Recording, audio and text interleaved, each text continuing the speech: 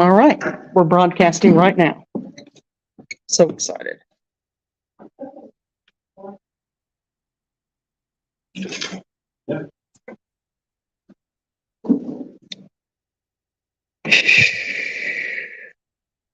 Well, I did hope there.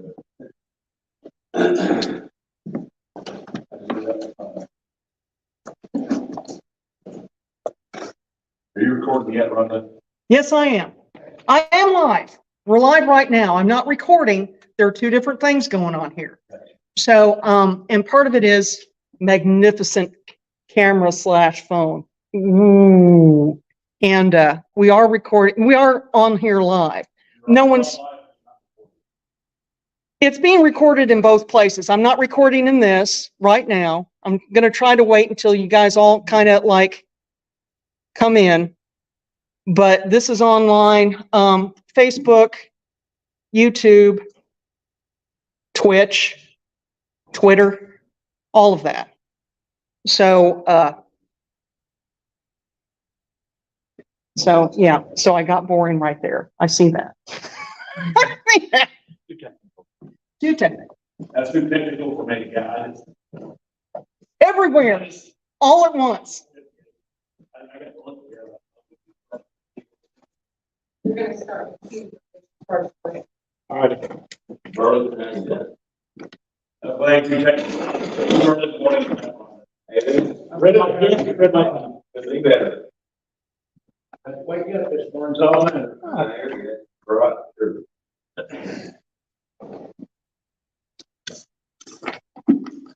I say thank you. Wake up. I say thank you, Lord. Oh, man, it turned good. I need to say the board level. I can't make claims about that. The board level. Exactly right. That's for sure. People don't realize that. Mr. Burlington. How are you doing? I'm good, thank you. How's your way doing? It's good. Anything big deer? No, not really. I got all cold around me. Have you seen any baby turkeys or any juvenile turkeys? Really? We've seen 2 juveniles right here. That's it. Work if I 20 of them. It's hard asking for a survey or what people to tell them they're seeing. A lot of people aren't seeing them. Right. Race distance. Yeah. I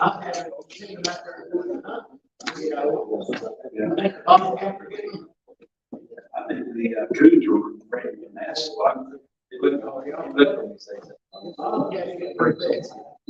But it's so far. Have you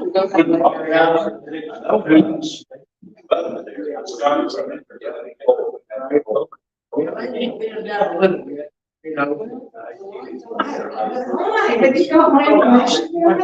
I actually put in the information class. I'm on the list of the Honey, I don't give it. I'll give you. Okay, that's what I needed. I can do that. I don't give it. Gerald cancel. Okay, so, I've already done a land report, the buildings that are in there, the structures that are. Michelle, let's take a walk. But yeah, I can use a copy of. Rhonda, I'd like to start the meeting, please. Hey, Bob. Hey, Bob.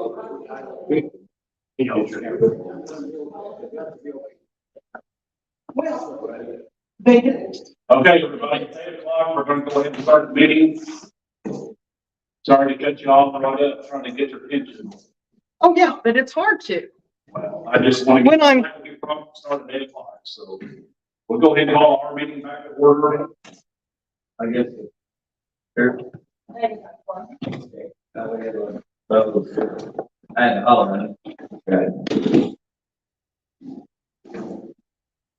Rick, if you want to go ahead and step up, and I'll turn it back over to the president. We're gonna say everybody, we're gonna start on page 58.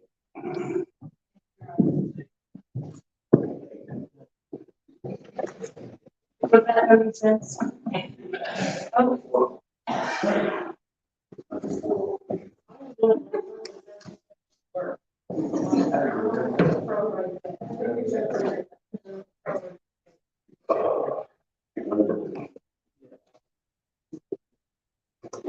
Which page is it?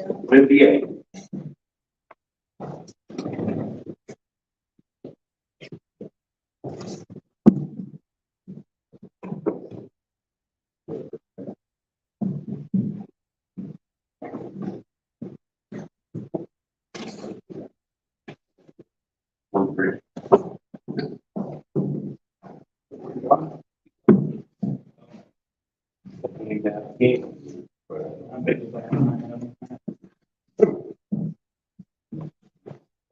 We've already opened that. Would you like to open your thing back up? Recall our meeting. Thank you. If you want to start out by talking through any line item changes of your budget and then, any department updates that we want. All right. I think we said we're gonna start with the bridge fund. Everything there is pretty well the same. We had to switch some lines around. Coal pricing is down actually back to like 2019 pricing. So we were able to move some of those funds to the bridge inspection line. That's on a 4-year cycle and fluctuates depending on what work they're doing that year. This year is the 150,000 a year, so we've got to increase that line. Everything else pretty well stays the same, small structures. Infrastructure, I've got that here today, marked for George Corn Road. That may only be a partial payment on that, that's where that is. And that's pretty well it on the bridge fund. If I have any questions on that. Council, any questions for Rick? Next,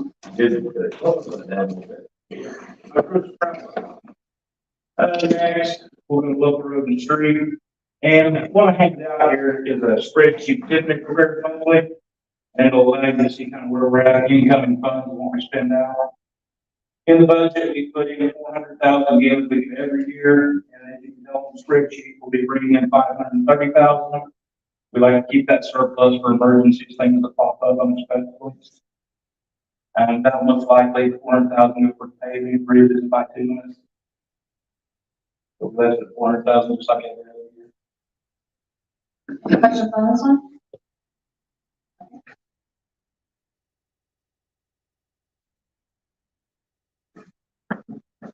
All right, next up, I have 1173, the restricted fund. As you know, as of the last, I think it's 3 years, we have to maintain a 50-50 balance, 1173 and 1176. So we ended up with 1,834,1173 and 1,830,000 in 1176. So we are compliant with 50-50. Everything, the lines pretty well stayed the same. I've allowed for a 5% cost of living increase. And that is the main changes you'll see other than infrastructure and road work. I just combined those lines to simplify it. Really need those to be separated in my opinion. So the 170,000 from infrastructure we moved up to road work. And then you also have a $20,000 increase for snow. Yes, and that's part of it's 1173, 1176 balance. Sometimes you just have to move things from one area to the other to get it to work out.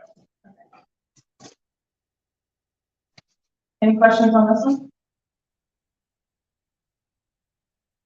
Are you still losing on the road segments? Yeah, never even. Just been some of them put up in the last 3 years, some not last a week. Yeah, I'm gonna get it, but It's just constant battle. The next page, the only changes here that catch my eye are the 5% increase. I think most of the lines, if you see something there that catches your attention, let me know. I think most everything will stay about the same on that. Any questions on that page?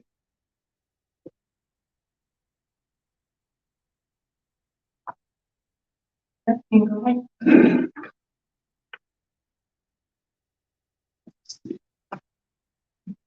again, some of the top lines there are 5%. Everything else stayed the same. I did increase, driving doesn't used to be 40,000, we reduced it to 16 last year. And the BFP project, I did increase that back to 30, just for, in my mind, will be some more unforeseen things, whether it be the desk or extension cord, we're gonna have to have some cushion.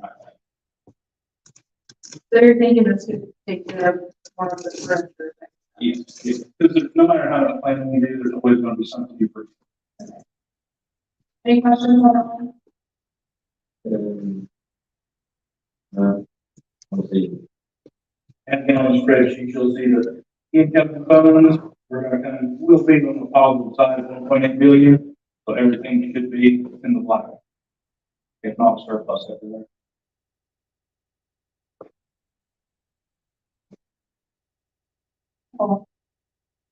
Questions?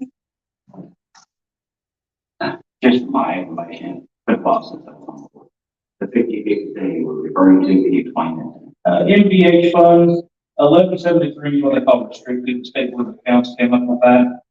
And 50% of your overall MVH funds have to go towards construction. You know, they don't want to go all the overhead, like office personnel, things like that. It has to go to actual construction on the roadways. Thank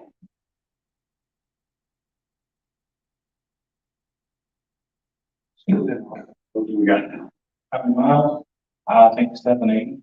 780. Yeah. And I double check each exact number. Changes happen all over. you know, how many miles of gravel do we got?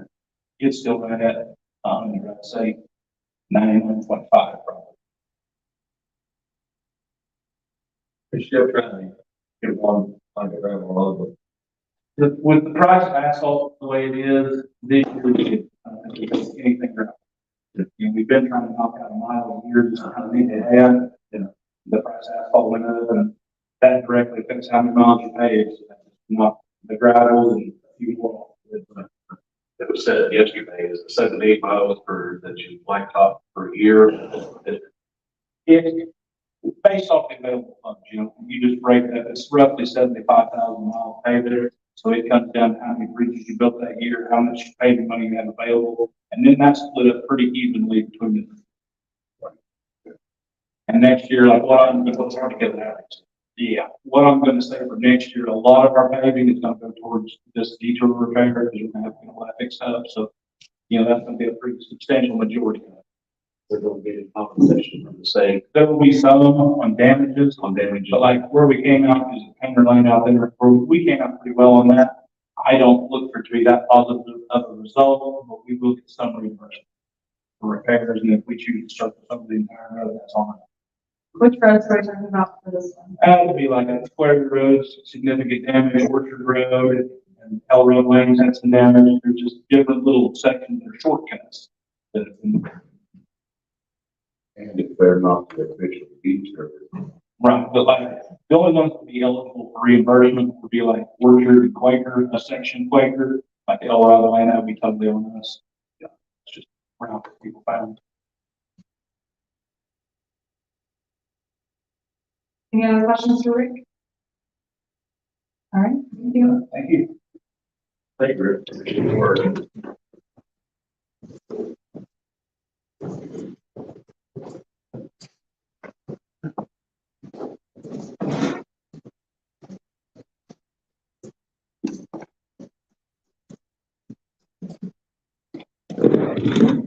If you're ready. Go ahead and come up.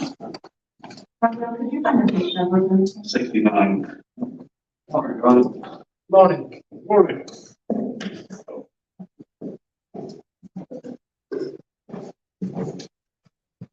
If you want to structure your budget and just highlight any line item increases or any line item changes, and then talk about any. We haven't had no increases as far as, you know, add money to my line items.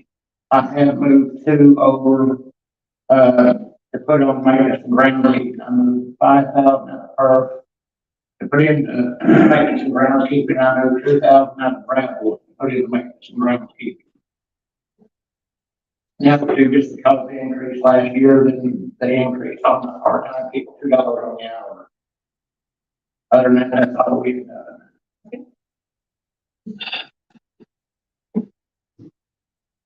Right now, we're sitting around 288,000 that we brought in this year. We're just a good 144,000. At the end of, the 2022, we brought in 400,000 last year. Maybe on track for about the same time. Excuse me. It sounds like you're on track for about the same time of year. A little slower, I think. I can tell when school went back this year, it kind of fell on the face of the week. We're still busy on the weekend. We have been busy this year. They shut down several lakes around. Charlottesville's been shut down because of the blue algae in the water. Ball Lake's been shut down. Spring Mill can't get the employees to open their pools up, so kind of been getting for us. But we're looking for a slowdown, from all the COVID. Because they've been slamming us the last 3 years, so we're due for a little bit of slowdown, And I do see that coming.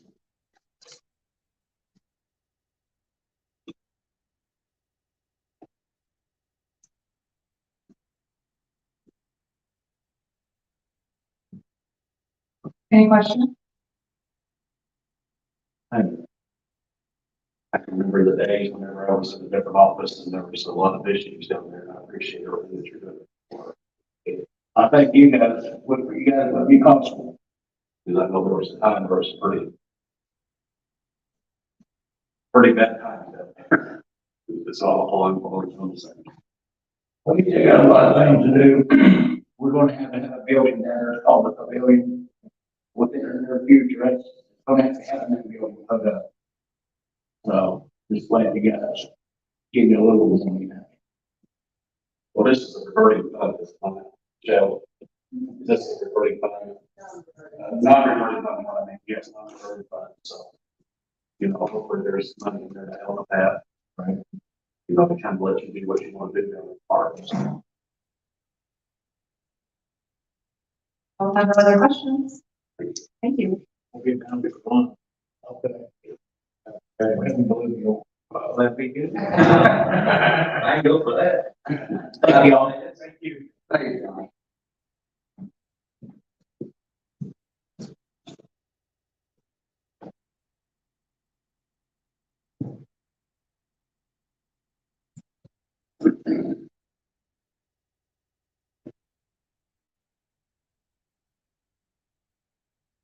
Michelle, I was able to move up economic growth partnership to a 45.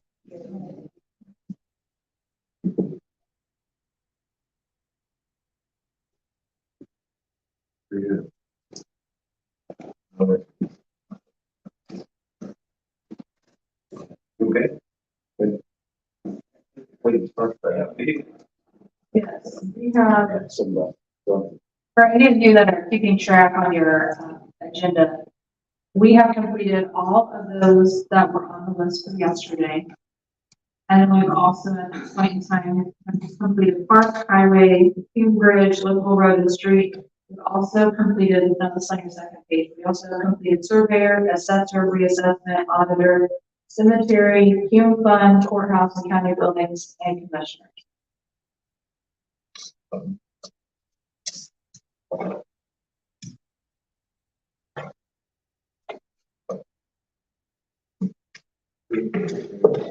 Yes. And we also we also did the jail bond, court bond, riverboat, and riverboat beach.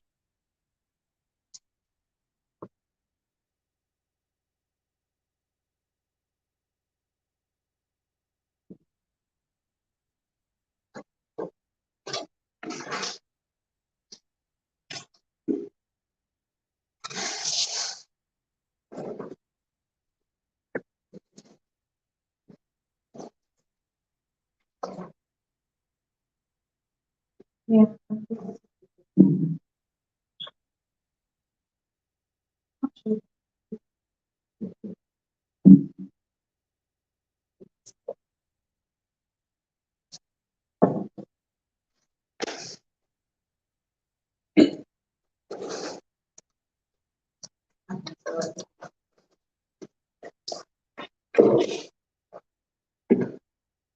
Yeah. we just- or we did. Oh, first.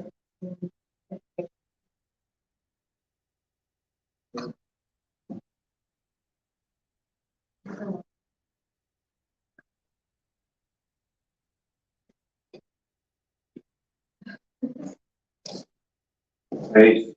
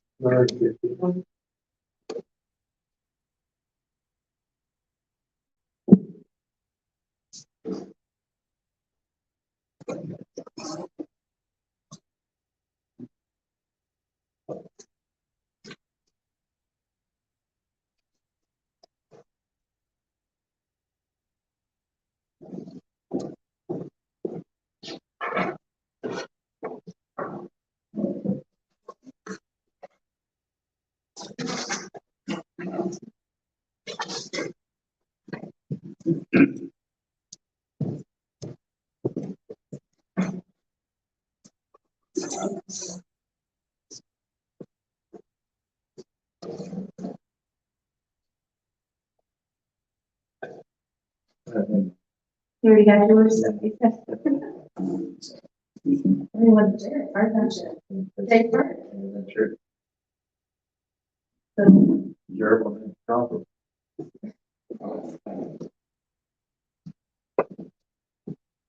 That's tough. That's tough.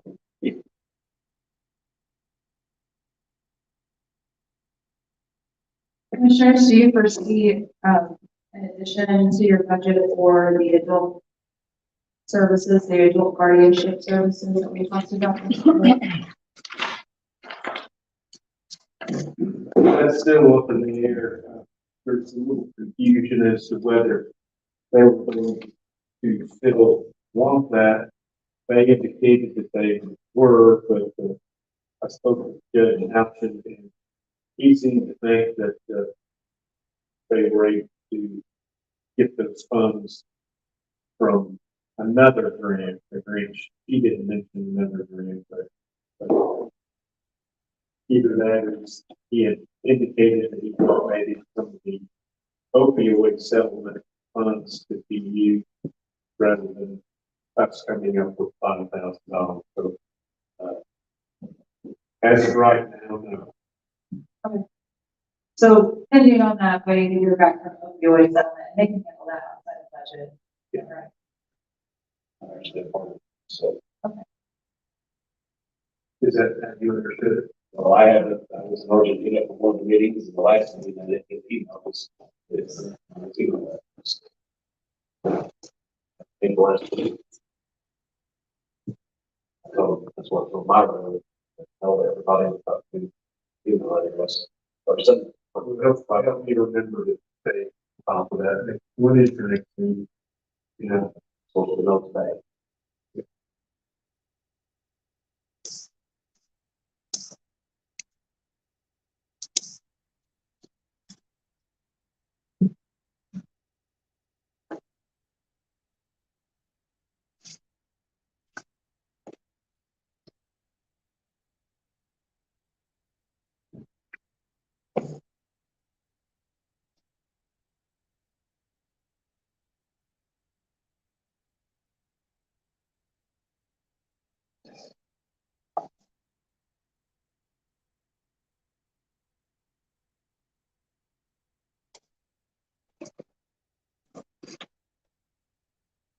Understand.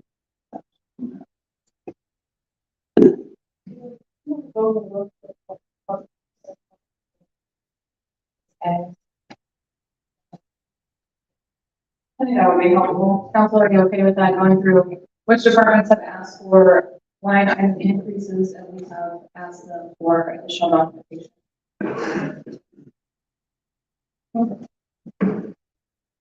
All right, so we start from the front of the binder. So the clerk's office, she provided us information yesterday. for the increases. I also have more of a, she also sent me more of a narrative ahead of time that I don't feel like, providing specific dollars and stuff that we needed. I'm happy to send that out to everybody. But I think what we were looking for is what she provided yesterday. So is there anything in addition to what Stephanie provided us that we would need? And just for a reminder, it was a form that looked like this. I have proposed increases on poll worker pay breakdown, absentee board, election board meals and snacks. And when we asked her about the ballot, she said that still, depending on how many they would order.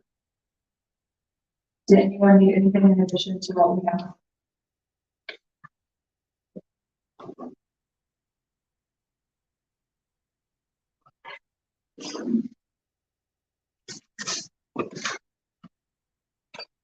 Okay, that's for the county election board.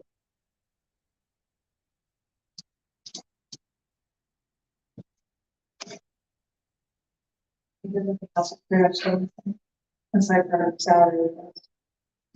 And then she did want a part-time person, but, you know, that's, can't really, I don't think we'll have like dollars. Okay, so that's the first, auditors. Kara, do you have the copy of the, scanning project? Okay. And then do you also have the increase for the maintenance contract? You said you had a new system in the office. Okay, so those two. And the next four under treasurer on page 4.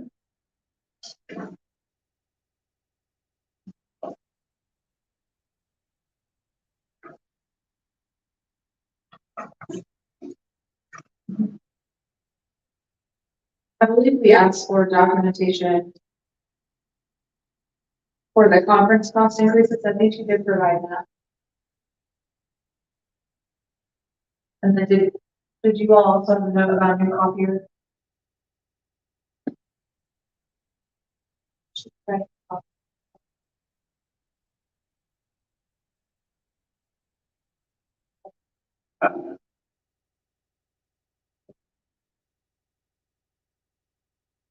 I'm here. Give it Yes. equipment to 3,000. Of education. Yeah, Raised at 300. yeah. Drop the other one 2,000. Pretty much 176, 409. Okay. Okay, that's too bad. Okay, so, I think there was a new copier, which is why there was, the $1,000 increase. So that would be what I would ask for. Clarification? Go. I have some. Well, from the 2023 adopted budget, right? Wasn't it at 2,000? Oh, yeah. It's 176, 409. Yes, I have that too. So the $5,000 that's in your packet should be 3,000. And then the 1,200 should be 1,500. Yeah.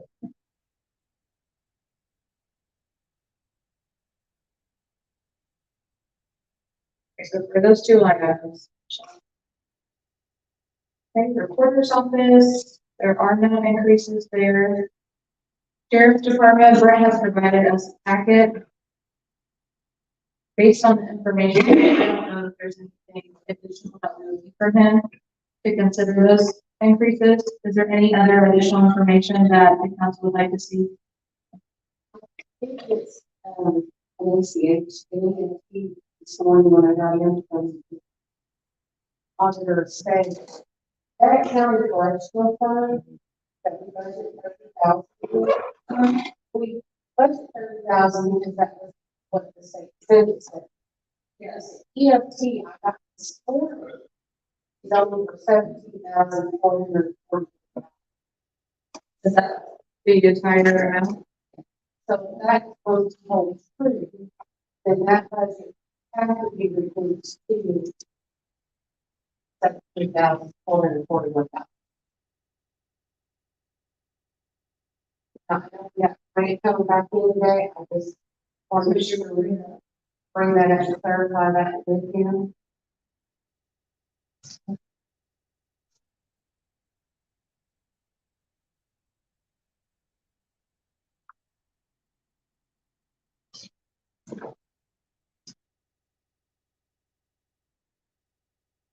Which one now? What is it? It's in that, It's on page 10. Yeah. 74. 17,441. And currently we have it at 30. Now, did we get 30 last year, Michelle? Yes.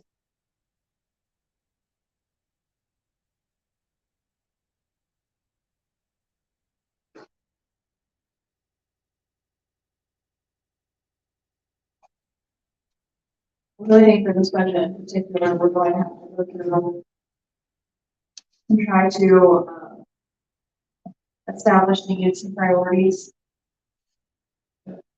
There are quite a few increases and I'm grateful that he was able to provide documentation for that. So we'll have to take a look and see what is absolutely required versus what is more than one.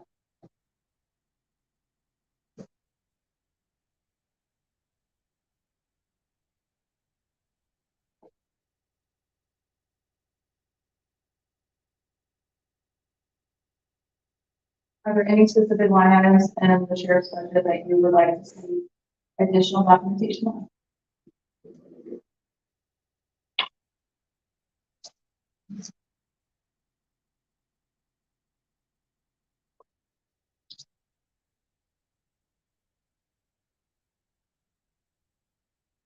If we question on the, new officer, that little academy and that sound stuff and all that stuff. Everywhere. Doctor, what?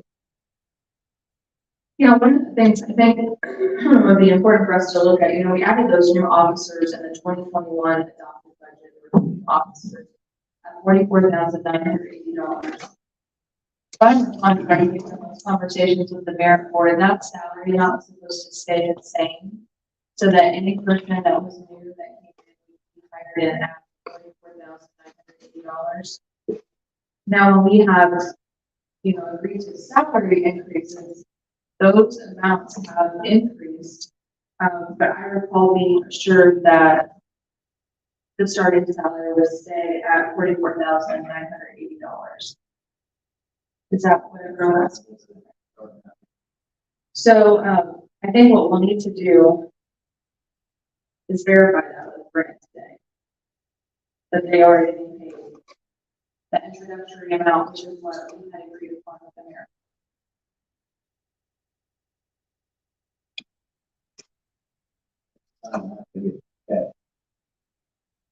What were you saying? Yeah, Michelle, do you know if they've used the sign on bonus?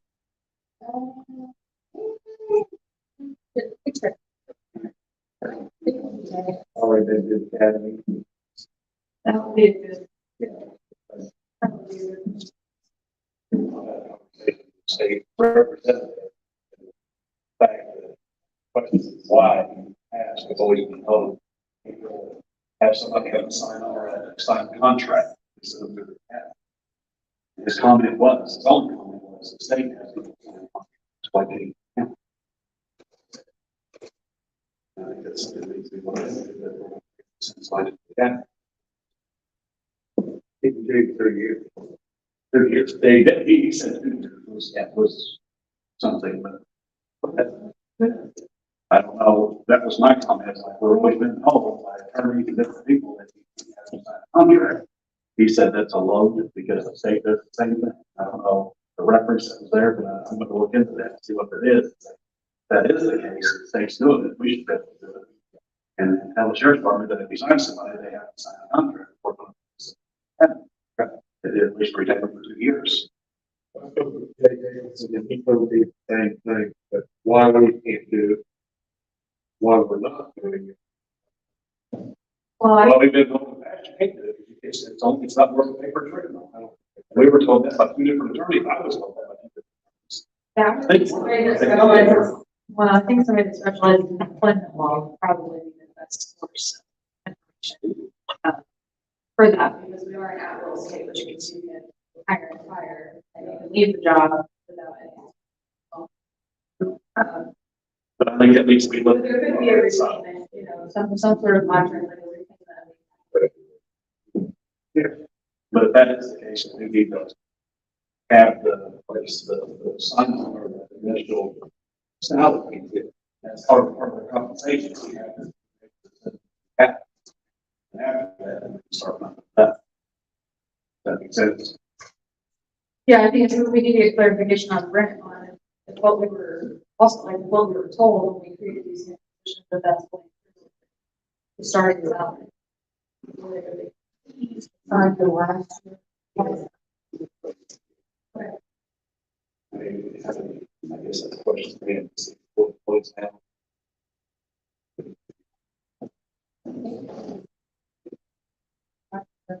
He's hired several guys, so like, he was still. I think he said he still went. Well, I was thinking, that for some reason, I had, it was.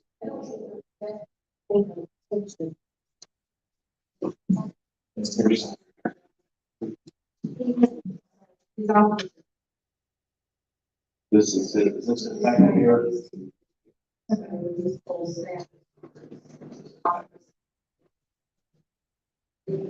Sure.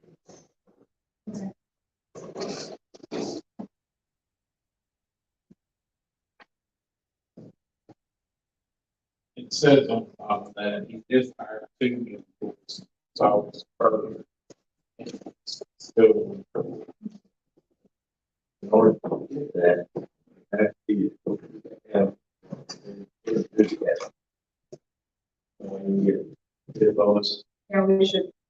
so if they get the bonus after they get out, they have career. Well, the attention. But then if your hard one's already been to that, you get paid. Yeah, those are good questions. So incentives. All right, so that's what you would have. Yeah. They didn't give it in. If they ever get jobs, have different. They just didn't. All right, we'll come back to this. Mayor, yes, you guys are ready. We are ready. Okay, this is for economic growth partnership on page 29 of your budget.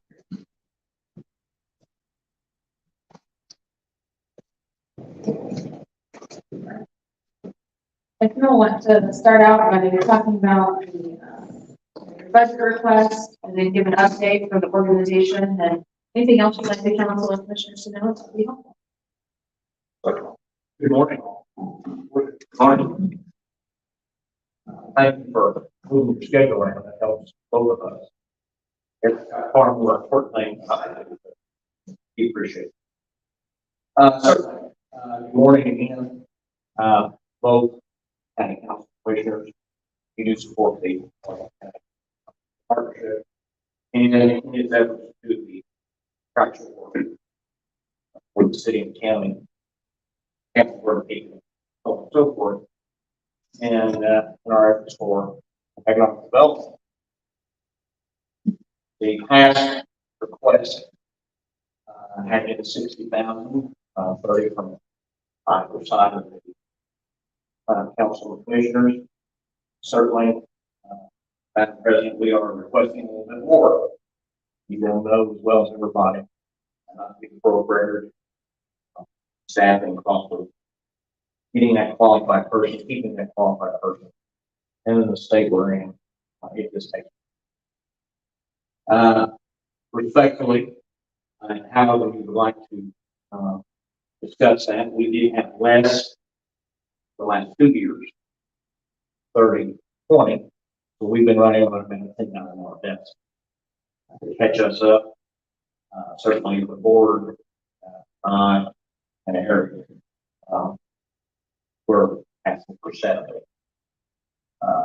That is a $20,000 bump from what we received, but not a $20,000 bump on West Road. $10,000.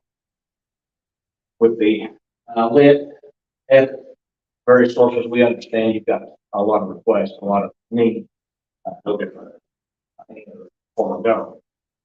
This is still very important to us, very important to you and those efforts. As you know, should know, pardon me, Amy Gibson has resigned and went to another position. No animosity, no ill will, nothing of any negative consequence. Get an opportunity. We bless that opportunity and certainly wish her well. So, we are in that cycle again, followed by candidate. Folks, it is imperative you're in that market, in that right mix, appropriate benefit package dollars. You all know that one of our employees get it firsthand, so I'm not telling you anything different now. So that's our initial request as far as budget. Our budget really doesn't change other than that. We're seeking that additional money for salary. And be competitive and to make up that $10,000 award received last 2 years. So thanks to share with you. Eric's our treasurer and vice president. Rhonda Smith, pardon me, is our president. She's on assignment today, so Eric is the short straw. Just to let you know, it is still gas to floor business proceeding, and we're working very diligently on a lot of things. Last year, big conversation. Some of us, elected officials, went to a few meetings and saw the benefits of the READY initiative. I will tell you that it's a very cumbersome grant opportunity. We received several dollars, $20 like we've got 3 projects funded here in Washington County. As we move forward, that is going to be a READY 2.0 project that all of us, county government included, will need to take advantage of. As of right now, our board has identified 7 projects. I think commissioners, you might have one we need to partner up with. So maybe 8 at this point. Say about $95 million in General Assembly. We'll be divvied up among those regions that apply READY 1 initiative. We feel like it'll be a minimum of the same award, $50 million in our region. Good chance it'll be more because of the success of our Southern RDA and those 5 counties Washington County won. It's no secret we are a neighbor to River Ridge. River Ridge gets a lot of spotlight attention from the state. So we do look very good at those check marks, those tick marks when they come to those awards. So I have no doubt we will get at least $50 million back in our region. Those will be forthcoming in the first quarter of 2024. Applications are starting to get put together now. We have a portal that should go live in the next couple of weeks for the RDA. We'll start submitting those, and that is River Hills and Clearinghouse for those. So a lot of work to be done. Some other things we're working on, no secret, some of you in the room, Eric, Healy, Preston, Rick, we are working diligently on a hybrid version of Makerspace here in Washington County. The Grove Partnership is taking the lead in that role with the city of Salem as a partner. Very important tool that we are engaging with school corporations, having a lot of good feedback. So that project is inching forward, but albeit moving forward. Certainly, housing, I can probably be here today. Housing is still a big issue here in the county. As of today, we've got 3 contractors working on housing development. It is a slow process, certainly slower than Eric and I would like to have. But as you know, cost of raw materials have slowed a few of those builders down.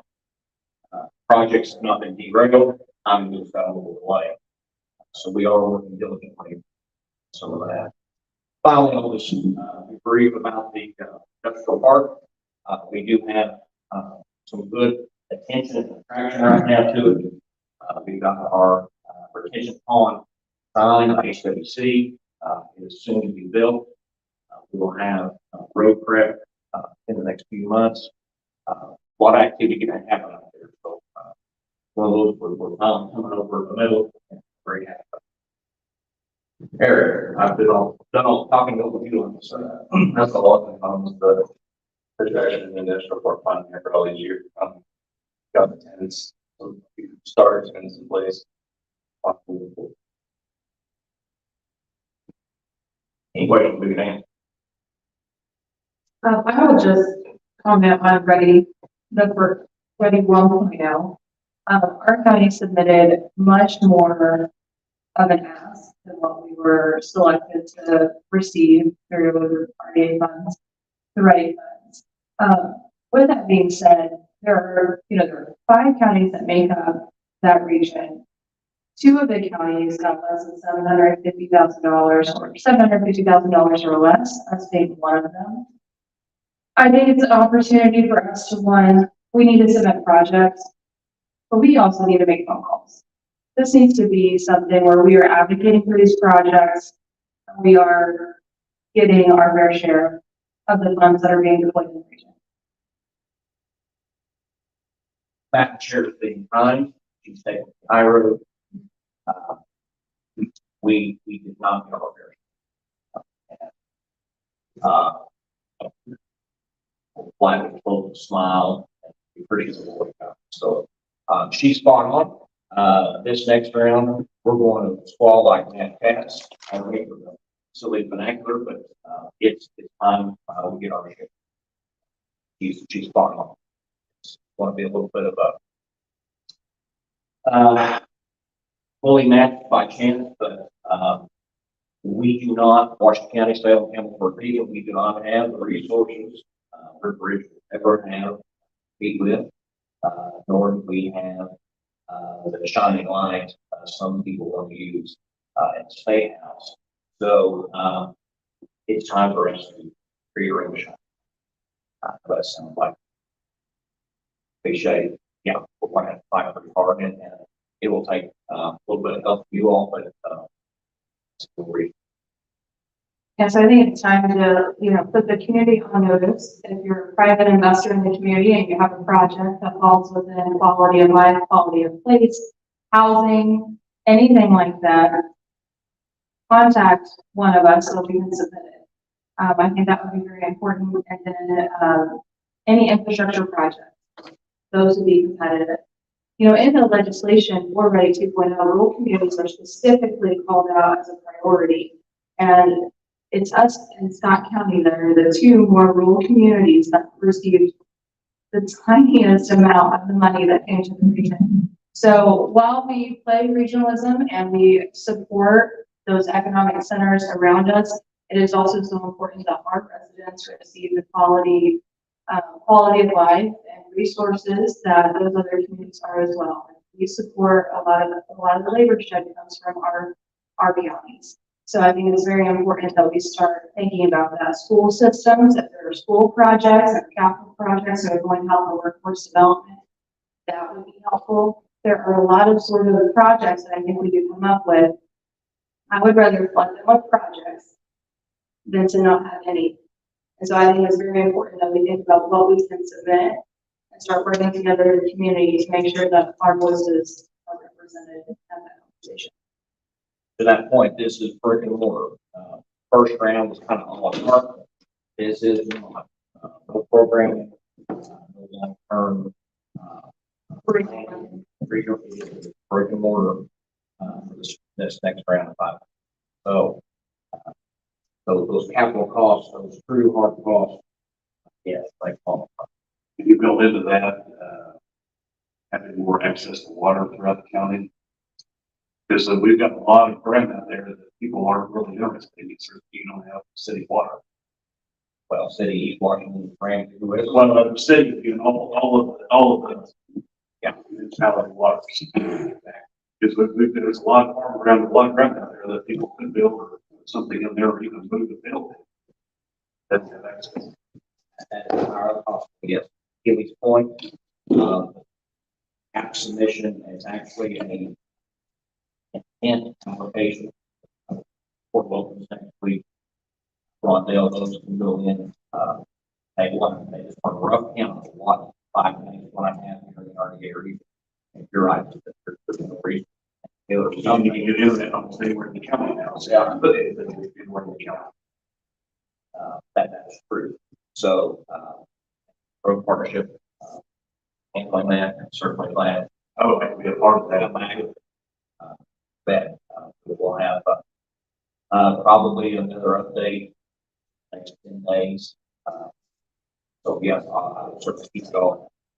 Mr. Mayor, if you would, it would be very helpful when you get these emails fired to you and anything and everything to do with meetings, of course, I know your director's non-existent right now. Just send those to all of us, commissioners, council. Like Keely said, we need to be more vocal. I have kind of, I don't know if you want to call it that project, they're fairgrounds, we gave a lot of our space issues in county government, plus help the community through the extension service by proposing this building up there at fairgrounds, which we need. But it wasn't even, it didn't even make the first round, and it's hard for me to not get irritated when, they want to talk about regionalism as long as they get what they want, Once again, we hardly get anything. Well, It seems like they want to pick our projects. They want to prioritize the projects over us. When we are so different from Clark, County, down there, it's just, it's like night and day. What our needs are and wants are much, much different than what theirs are. And like Keely said, 70% of the workforce who reside in this county work out of county. And I dare say half of them goes out. So, we provide them with the workforce, but yet, they won't help us build, here. And it's very frustrating, and I think if we're all maybe a little more vocal, and I'm going to try to attend some of these meetings, and I'm not going to be too bashful, but it's frustrating. spot on, Mr. Ewan, that is correct. I get a very accurate picture.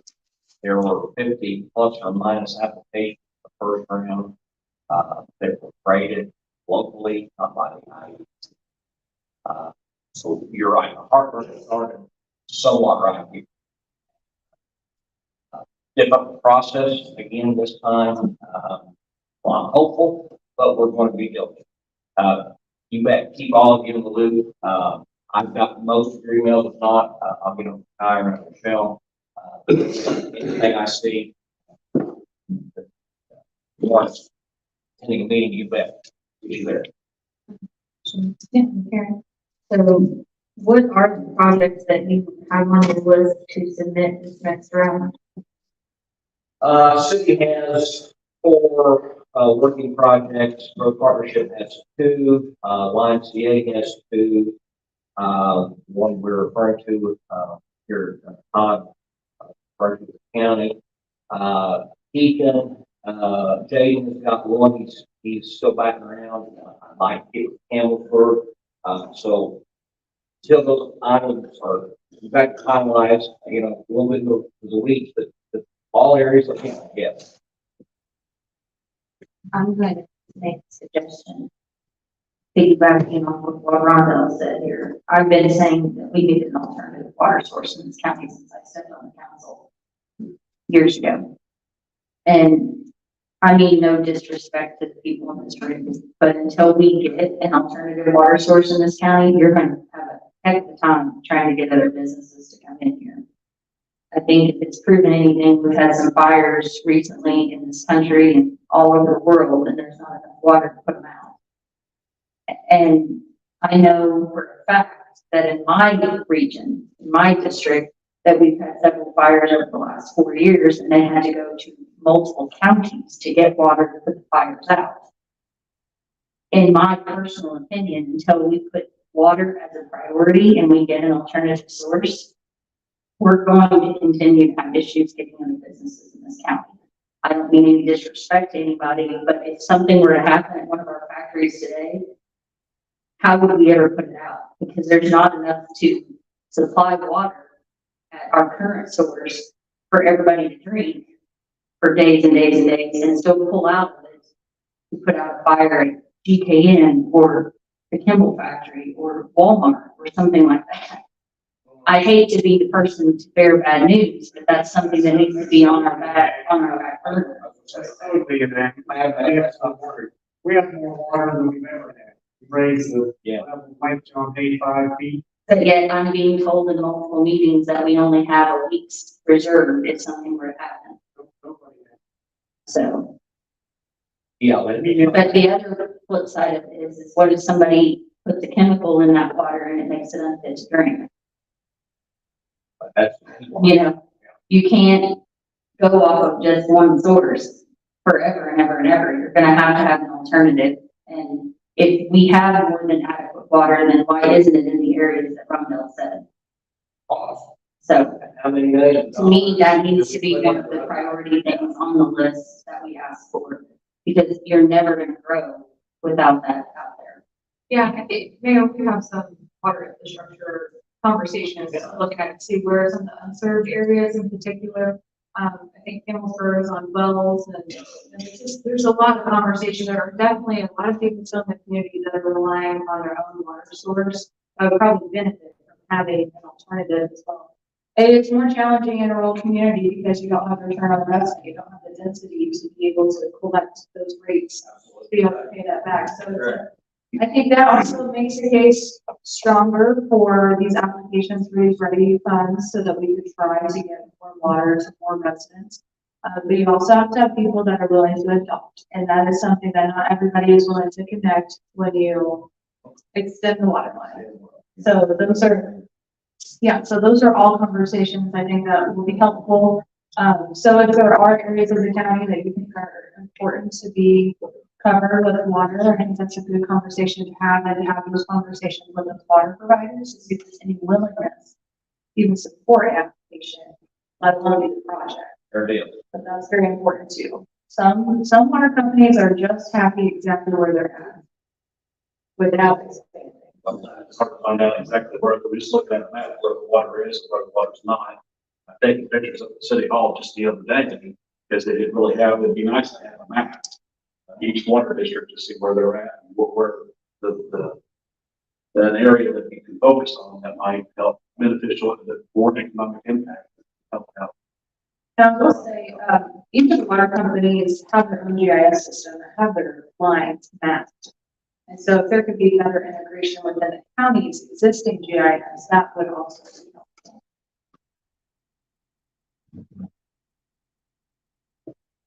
If I may clear here, we, as big a county as we are, in acres, square miles, we are almost totally saturated with water. We have a few pockets. One of them is one we mentioned, the gentleman came here, wanting some help there on park funding. West side of the community. Yeah, which is 60 or 70 people. That's the largest one that I know of in the county, and I know for a fact that we are almost totally saturated. I think maybe Tyler lives in an area where there's a few pockets that don't, due to where they are and the economics of not getting water there, that don't have municipal water. And I dare say that we're just, I'd say we're 80% saturated with water as far as municipal water. And as far as an alternate source, I know no, someone tell me that I don't know any municipality, I don't care if it's Indianapolis or Fort Wayne or Evansville, that have an alternate or a backup source of water. Nobody has it. They rely on one source and that's it. I don't know of anybody that does. It's not economically feasible because the chances of you using it are slim to none. Now, it would be nice if we ever did root and source water to have a backup, but it's something it's just not done because it's not feasible. It's a case where you basically have to put all your eggs in one basket, and we're not like it, we're unlike anybody else. I mean, everybody's like that. Mayor, as you put together, thank you, John, as the economic growth partnership puts together those applications and is looking for letters of support, please let us know. What I'd like to do for each of the projects is that we show that we're cohesive, we are collaborating, and that the county together is submitting these projects. So that's what I would ask, is that we are having, ongoing conversations, that we are able to show letters. Anything else?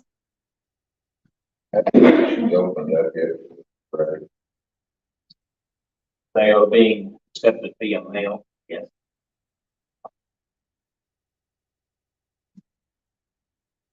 Justin, would we has anybody that's asked for increases to provide documentation? Can you please send Michelle a copy of the budget?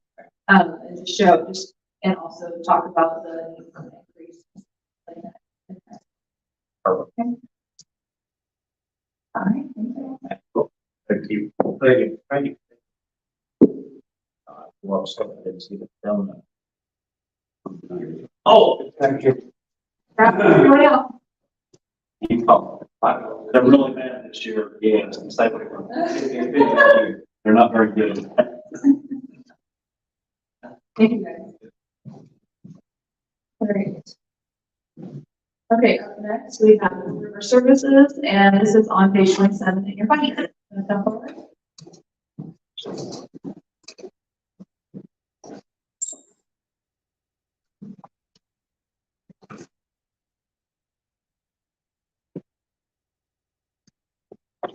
Could I have a copy too? If you have an extra one? Thank you. Thank you. Good morning. Good morning. How are you? Doing well, thanks. Beautiful day. Beautiful day. There she is. Beautiful. All right, if you all want to, we always love having presentations like this because we get to the good work that's going on. So if you want to share with us any updates that have happened over the last year, and then anything else? Sure. And, Dan Lino, CEO. Good morning, I'm Tammy Sykes, I'm the CEO. I'll go ahead and start. I'd like to share some of the things the Forest Services have done, which that's like our group homes. We have 2 group homes that are located here in Salem. And then we also have our workshop, shelter workshop program, that's real far. And of course, we have all of our other services, good housing, transportation. Definitely a staple in the Washington County community. We are happy to say that over this past year, we've had a lot of individuals that come back after COVID. Our members were down. So we've got a lot of individuals come back and get that. That's certainly important. Happy to have them back. Definitely have some housing and other things. But I think our big thing is that we're able to increase our concern, just due to, the ending of the. Okay, and, I just always feel compelled to say this. This is my 40th trip here to see you all during this process. So, I know it's hard to believe that I'm that old, but anyway, as Sandy was saying, we feel that Blue River is an important piece in the community life in Washington County. And we believe that we make a difference in the quality of life for folks and work with you all, in those efforts to maximize the quality of life for folks in Washington County. Last year, we served 18 people in our work services program out at the Industries Building near Walmart. After school, that's something that not a lot of people know about, I think, but we serve in after-school programming 139 Washington County children in Salem schools and in East Washington. So those are regular after-school programs to an enrichment program. First steps, that is early intervention, home-based program for children born with risk factors or special needs. And during the past year, there were 120 Washington County children and their families served in first steps. Healthy Families is another program that probably doesn't get a lot of widespread publicity, but 22 families received Healthy Family Services last year. And those are risk factors, not disability factors, but family risk factors. And it's a voluntary program. And 22 families took advantage of the Healthy Families program last year. And we also work together with PAC, another local organization. And that primarily is working at Jill's house, working with PAC. They do counseling services for the folks at Jill's house. That's 4 units of apartments that serve victims of domestic abuse or domestic violence and help people get back in the community and provide that safe setting during that time. The WIC program, excuse me, served 1,384 Washington County families last year. That's nutrition education, newborns, and their families. Transportation, of course, you're probably all familiar with the transportation system. Southern Indiana Transit, and that had 4,552 public one-way trips last year, serving 506 Washington County residents. And last year in total, because we do also provide services, transportation services for people going through our day programs and the industries and rehabilitation. There were 6,113 trips, serving 613 in total. Structured family caregiving. Tammy had mentioned group homes. We also have another residential program called Structured Family Care, and it's kind of like an adult foster care program where we place an individual with a disability with a family in the community, and then family makes the person part of their family, and we provide ongoing support services. And so there were 9 individuals served in structured family care last year. And 24 were served for rehabilitation.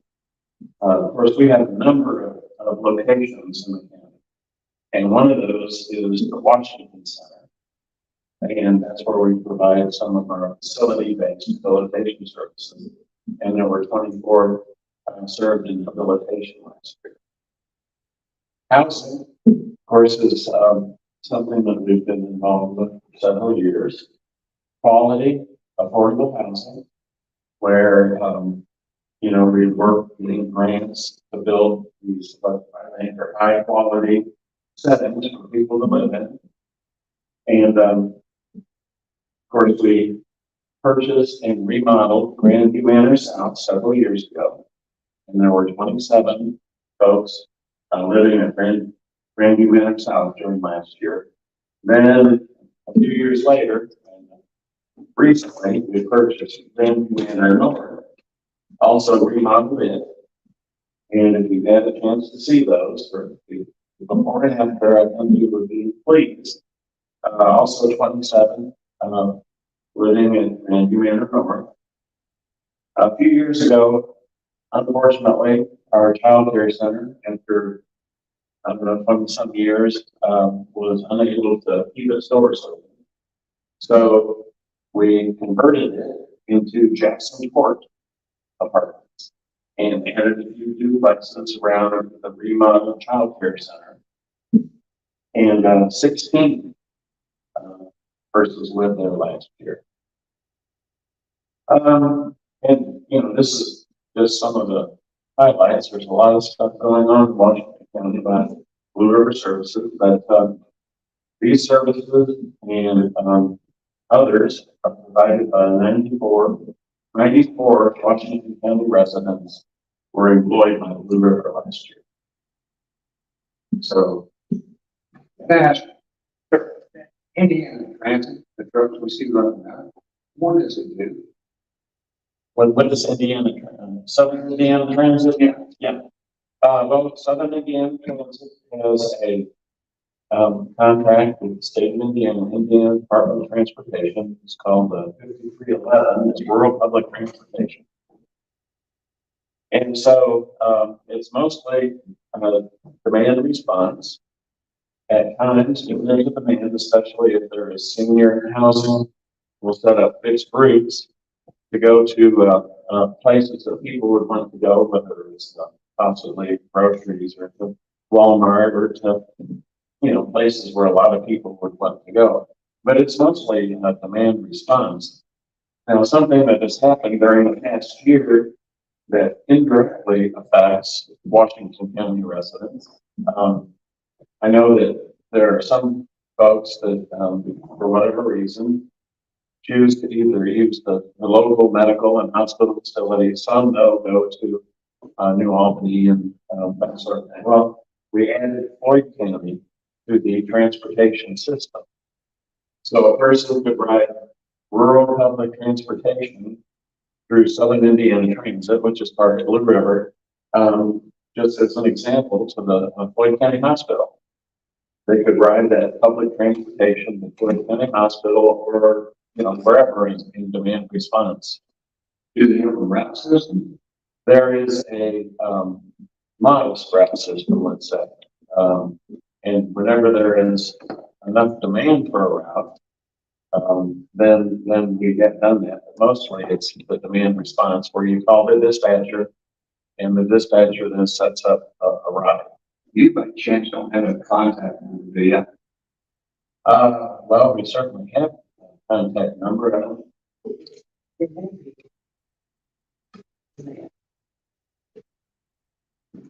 Okay.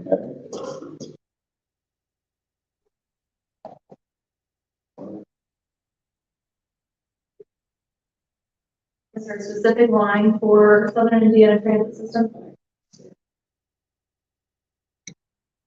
Let's see. I had somebody here go back and did a ride, medical, down to Floyd County. Yeah. And then I was, he was Floyd and Clark County, and they were telling me I can be used as Indiana Transit. And I have seen your truck up here, and I don't have a contact number to refer them on to. Okay, we will definitely get that for you. Okay, I appreciate that.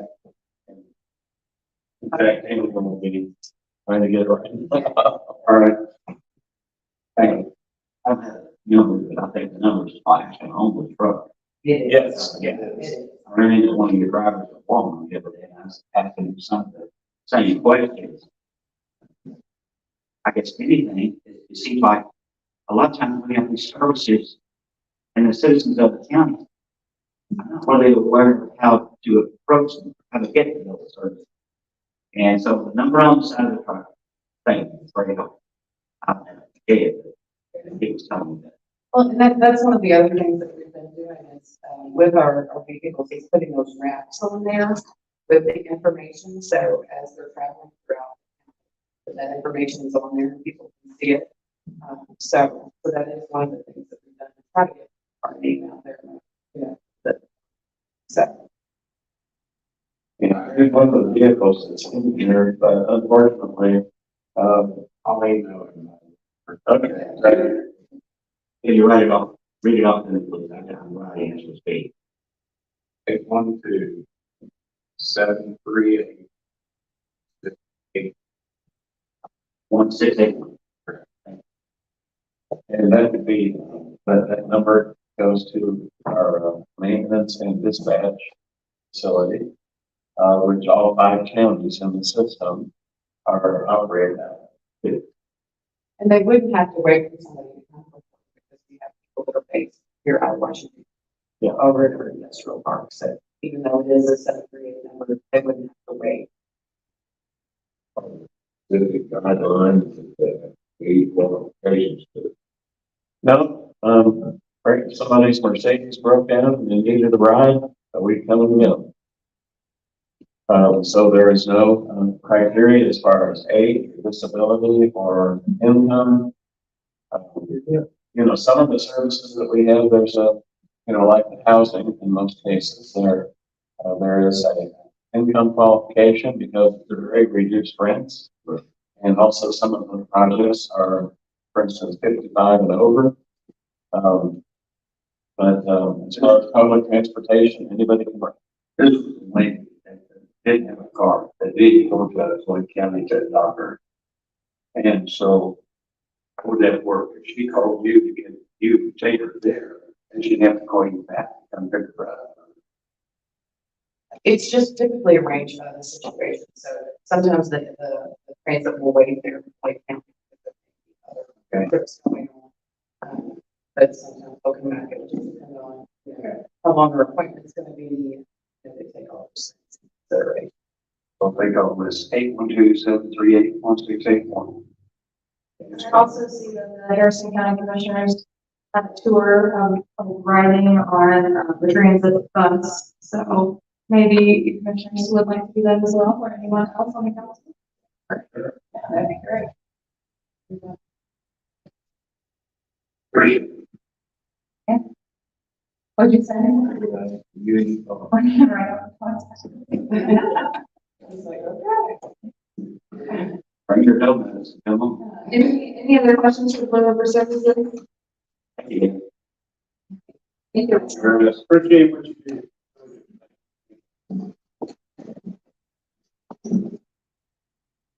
And real quick, just to touch on the opioid committee that we're going to have a meeting soon. They're going to update the applications on the website soon, and then we'll put those figure out which ones we can help.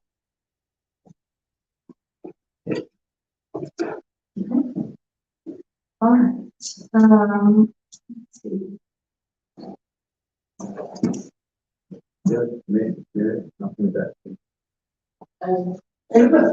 Are you with PACT perhaps? Yeah.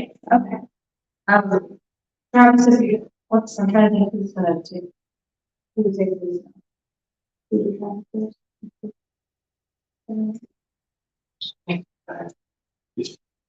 Chief.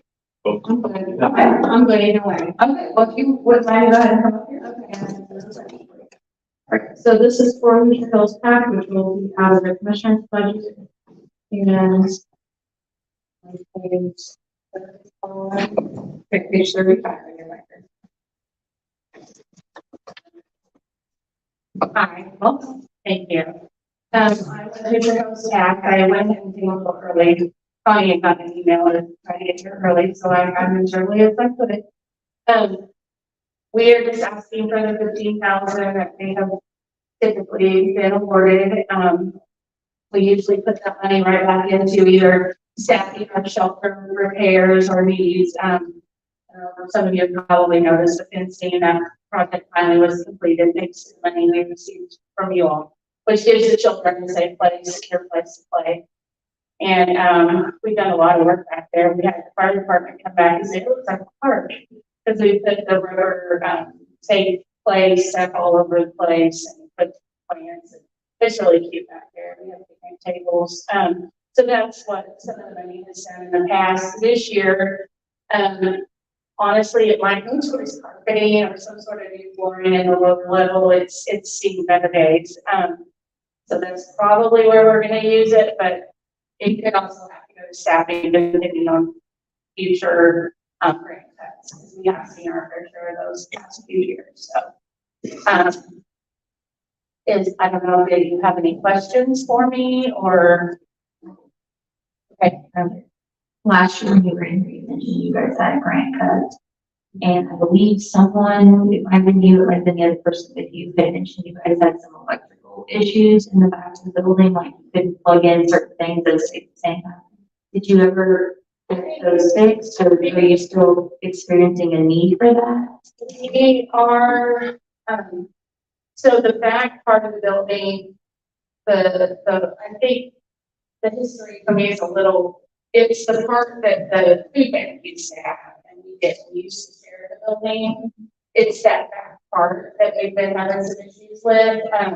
A lot of it's just not air conditioned. So where the women's, I think the women's gel cells used to be perhaps, like in that back part.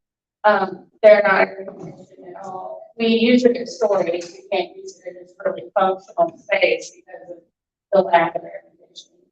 We did put a window. We could do one window unit in the very back office, but if we plug in too many freezers into that space, they start to flow and stuff.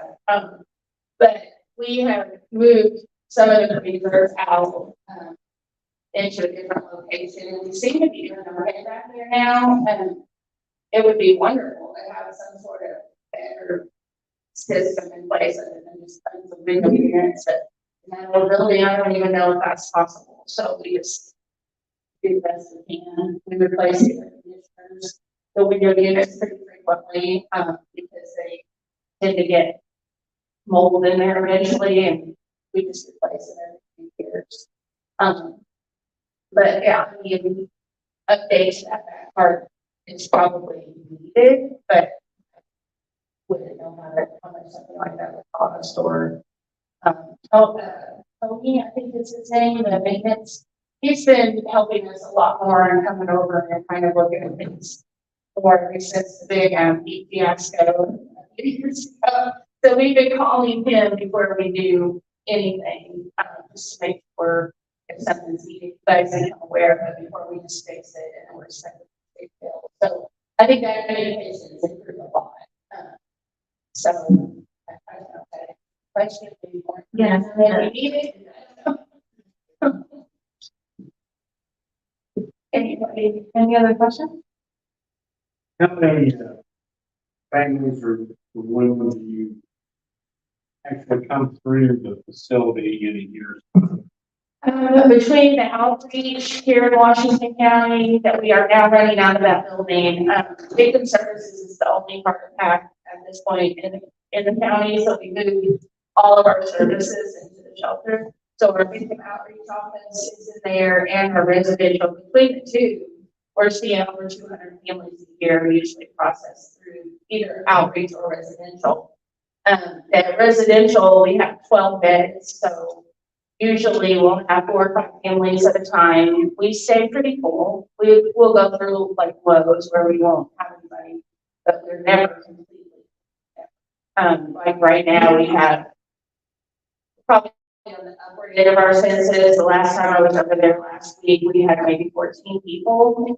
2 of those were children in cribs, so it didn't put us over census for our beds. So that's why we were able to take that many. But we had like 8 children in the building at that point. So it's a busy little facility. We're one of the smaller shelters in the state, but we're one of the few remaining shelters in the state too. A lot of them have had to close because of grant cuts. So we've been fairly lucky that I really think it's because Southern Indiana, there's like one other shelter over at us, and we're it. Because the Center for Women Families closed their shelter, and so we lost many beds for Southern Indiana when that facility closed. So I think maybe Columbus would be Columbus and Bloomington, but that's like a foreign world to some of our residents. They wouldn't consider going that far away. So Is Becky's place in Bedford still open?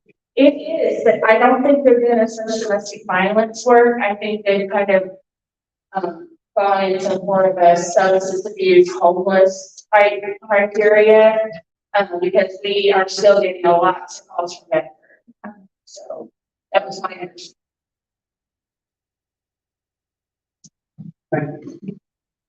Well, we're certainly grateful for everything you do for the community, and no, it's unfortunately a needed service, so. Thank you so much. Any other questions? Okay. Thank you. All right, thank you. I think Connie, she was worried that she was on the same for the substance abuse stuff.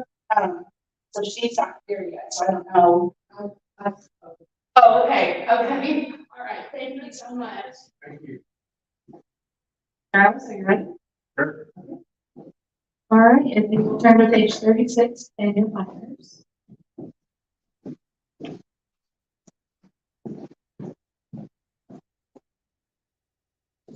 All right, Travis, if you want to start by talking about any line item increases, if you've got any changes, and then any sort of permanent updates.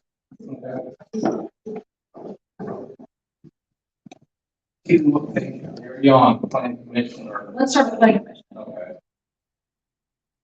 There shouldn't be.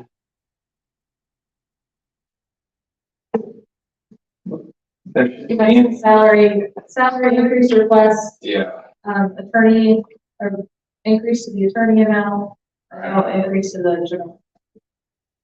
yeah, that should be it. It's just for the employees, earnings fees. That's the only increases on there. From last year. So, yeah, that's very short.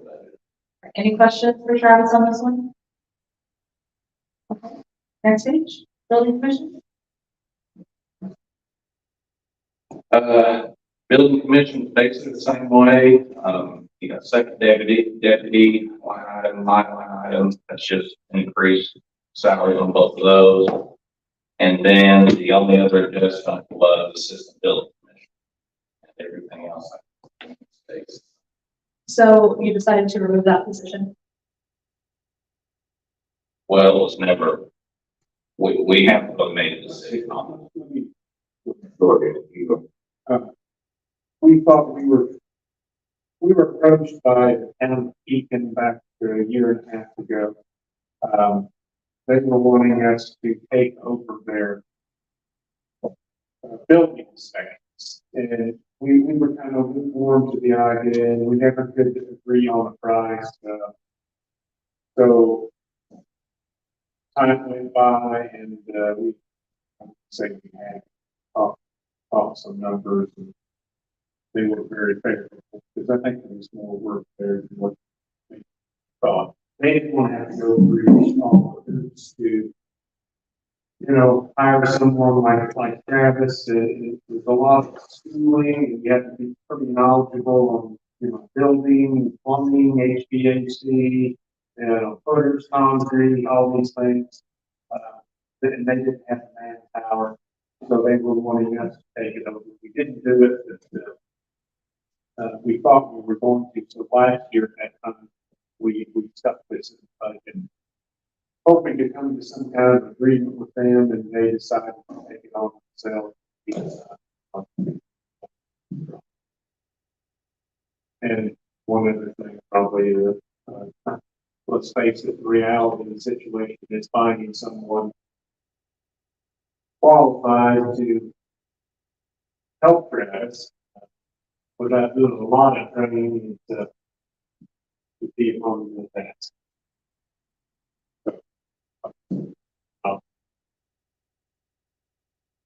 Get by with what we can for now. Hope somebody walks in the door someday wanting the job. Appreciate what you did, but no. Very good. Thanks.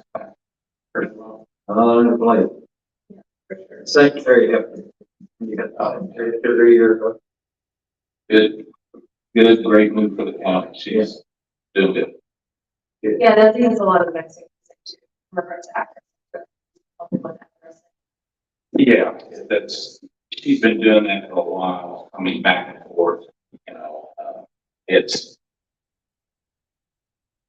her and Debbie work together. They have to work together anyway through the maps and locations. So it's just kind of second nature for a couple. Interesting. They're kind of fine there, so it's not gonna be a big switch over.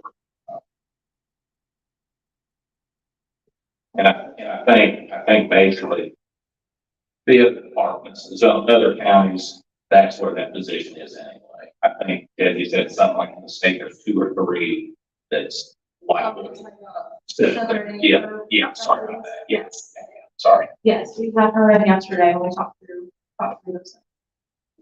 So, but they've been working together and it's, you, in the office, you wouldn't mind about that, so. Big change.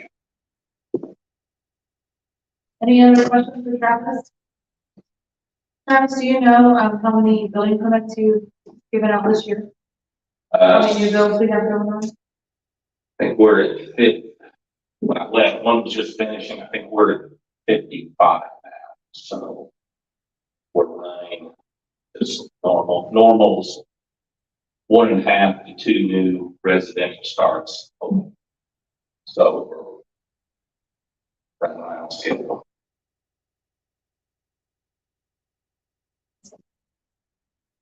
Yeah, it is. You would think it would be that much.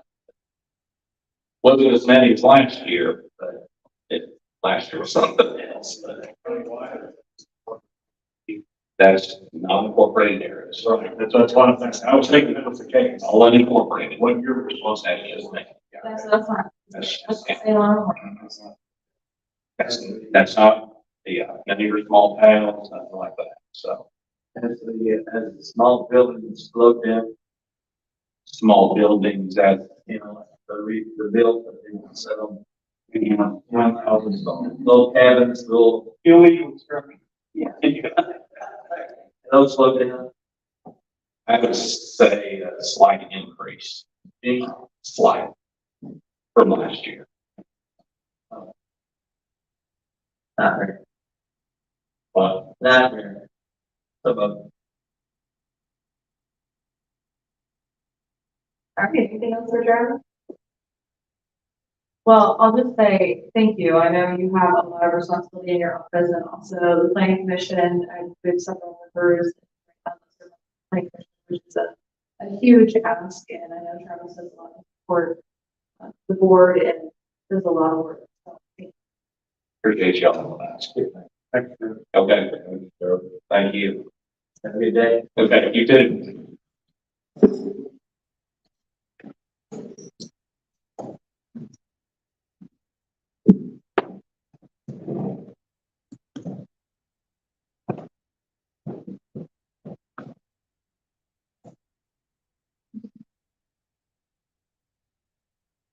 I'm sure.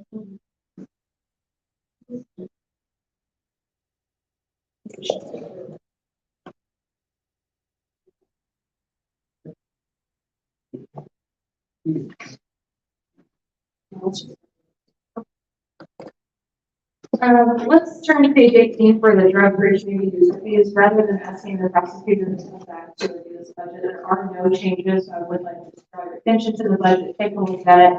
If you have any questions, we can call Tara in. Otherwise, we can move forward with the zero budget.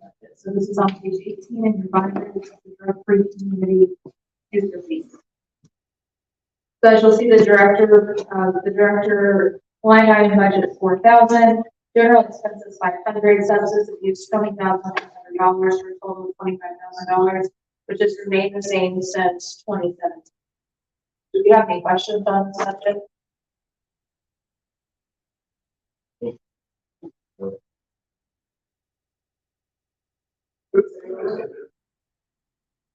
I didn't used to be involved with it directly. That was what I did is something different. This was always handled by Dustin. Okay.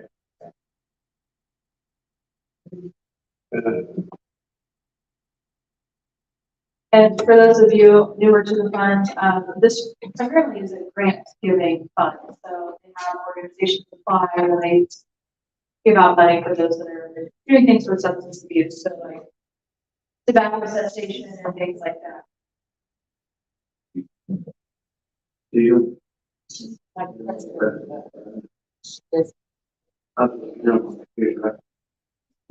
Um, imagine it's the same amount every year from the state. I think it was just, You know, the 25,000. yeah. Before and, the Do we know the balance is right now? you know, for the- Huh?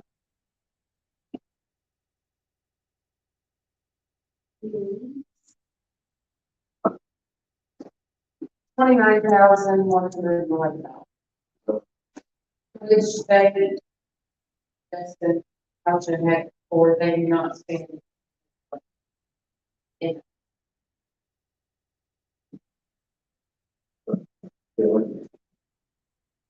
I believe they have, do they have an annual grant cycle or is it twice a year? Probably it's twice, like spring and fall. Yeah. All right. It used to be, I Okay. don't know what it is.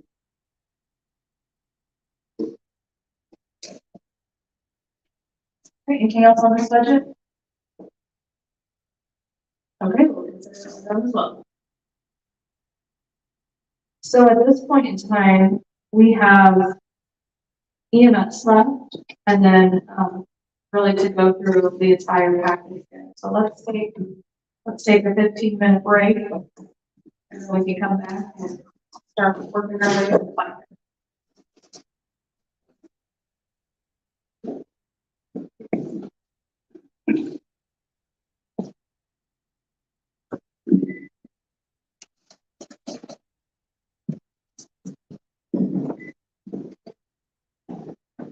That was pretty good. This one,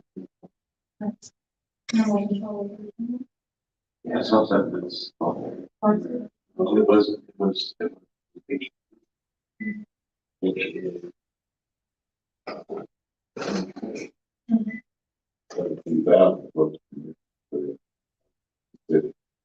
Okay, so there's a $10,000 here as well, we'll give you 29.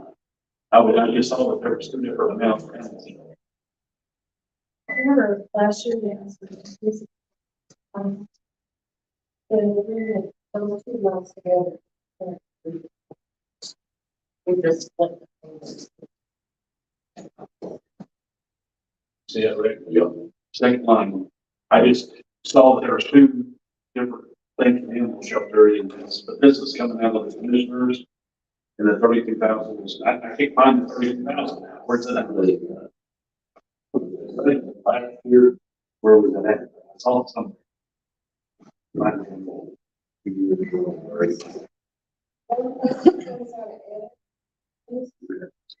Animal shelter, 42,000. Yeah. We did it about 2 years ago. It jumped up to 21. It went from 40 to 42,000. They asked for an increase last year, maybe the year before, for $10,000 increase. What we have now, we did according to this.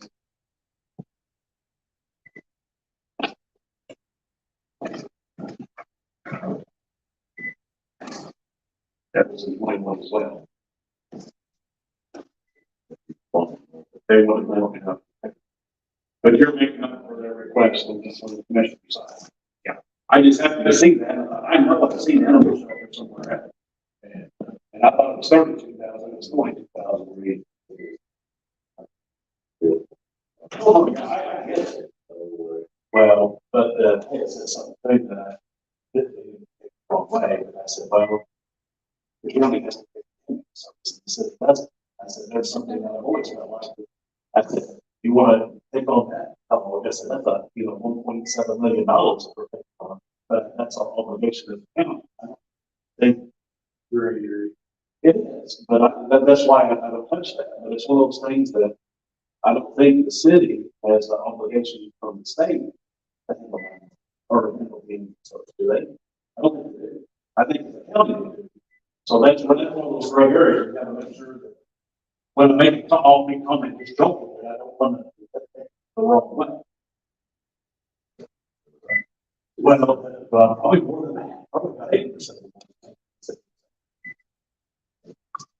that was my point exactly. I mean, that's why you look at that. And really, the city of Salem is getting a free pass on 80% of $1.7 million.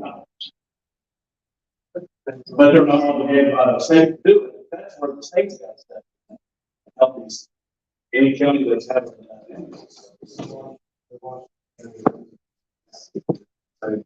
Yes, Todd.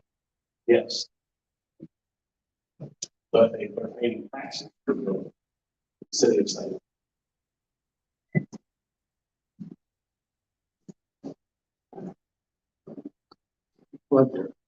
Oh, I will after we take a little lapse. You want to see it? You want to see?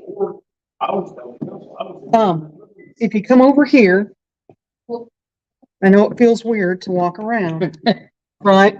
Yeah. And so, there's, one person watching that I can register, but it seems like this whole meeting is, twitchable. There's a platform called Twitch. And so, and they probably be hearing me right now, but, a lot of times just turn it on and they just want to hear, right? And so, that's going out live on 2 Facebook accounts, 2 YouTube accounts, and Twitter, as well as Twitch. I don't do Twitter. I tried to look for you last night on there. I almost have to give you a link, because I've got a lot of Twitter accounts, actually, way too many. I need to close some of them down and just go ahead and direct it in through one. Yeah. Because it's not, I mean, I have one for, Green Glass and Base Candle and all of that kind of stuff, and that's not really what I need to have. I need to go ahead and combine it. Now this is on an SD card, which is, because I'm, over the years, I've actually had courts asking for video. And I've told them, and I said, you want the unedited, because I do have to edit to put it up online. And so I can't remember, AVCD or something like that. So this kind of file is actually, they know that it's not been edited. And they can actually put that in to a courtroom and know that it's not been touched, because it's got the time date on it and all that kind of stuff. So I go ahead and just record on it and then tuck it away and file it away. And used to be I put it on CDs and try to, because it's like huge files. And that just seems to be the easiest. If you need to charge your battery up there, plug in right I there. will. I've got my plug-in and everything. I came prepared. I'll get you all hooked up there, Phil. How are you feeling better? Are you feeling better today? The patches still aren't working?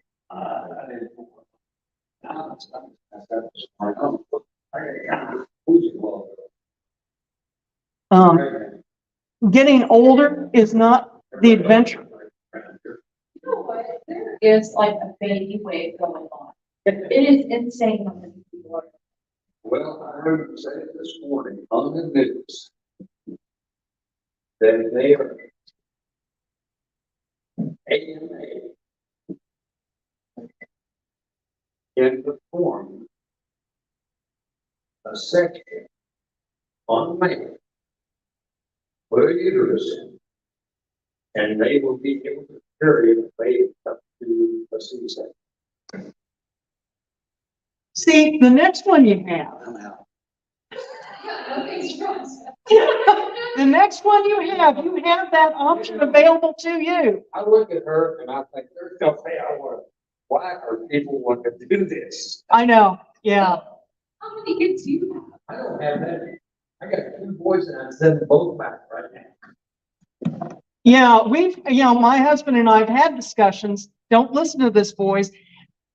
Have discussions about whether we can get our 6'4", 300-pound boy into the baby box.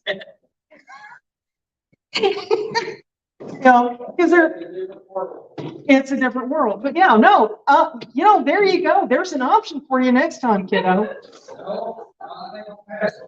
Yeah. Well, no, after 2 kids, we were done.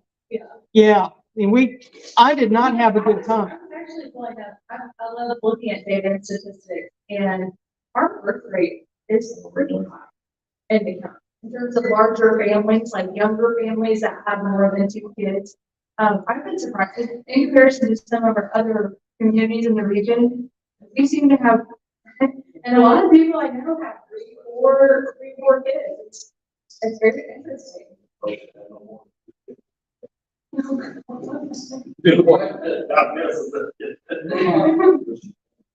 I had 15 minutes of regret and then that was it. Yeah, well, but no, I mean, statistically, I mean, that makes sense. And it just is very interesting because I think there's probably more family support here for the people who are having more children. And because if you're having children, you don't have childcare, like that's a huge issue. I think there's a lot more people here that have family support or people that are, you know, babysitters and things like Once that. in a more rural community, you're gonna have family, grandmothers, Yeah. You just have. Well, grandfathers. I kind of lean towards it may not be a positive thing. It may be that, you know, by golly, you're not going to get an abortion, which is fine. I mean, I'm going to back away right now, but there's, yeah. We're not gonna set the whole thing. Yeah, I'm not gonna, yeah, but yeah, there's, you know, if a young girl gets caught and, you know, there's a lot less likelihood that she'll have it ended, which is okay, which is good, which is fine. It's not really that they have a lot of support, but they may not have a choice. It depends. And it depends on the circumstances. But yeah, but yeah, no, I would say it has more to do with that. Even just in the interaction of my own family. They was talking about this on WDRB. No, it's on 205 Fox Channel. Right. And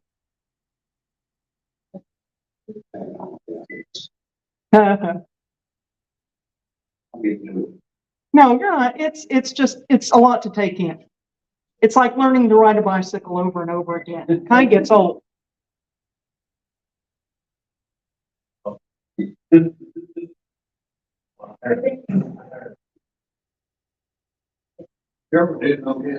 Yeah. Dennis. Oh, he had an issue about a month ago in place, and, you know, he had some emergency. Just talked about it. But they think they found out how much it's also. Just let's go to some water and see if we do. Well, there's been no job. See, I would pay quite a bit. Well, that's all right. Couple times a week for some blind for some dead or something. But, you know, he's 80. So that's 77. I still get around, I got back issues. It just depends. It can not be that. Like, it really doesn't have to be this. We were talking about one, Same time as what you hear for his age. It's like, Hey, Rhonda. Hey, I'm sitting. do what? Oh. I've got a hernia. I'm supposed to have this hernia. Hernia surgery. I'm supposed to be gone in 25 minutes. Say what? I could live with one.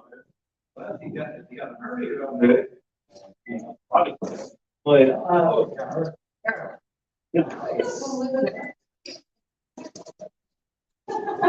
Aren't you not supposed to lift anything, Rondell?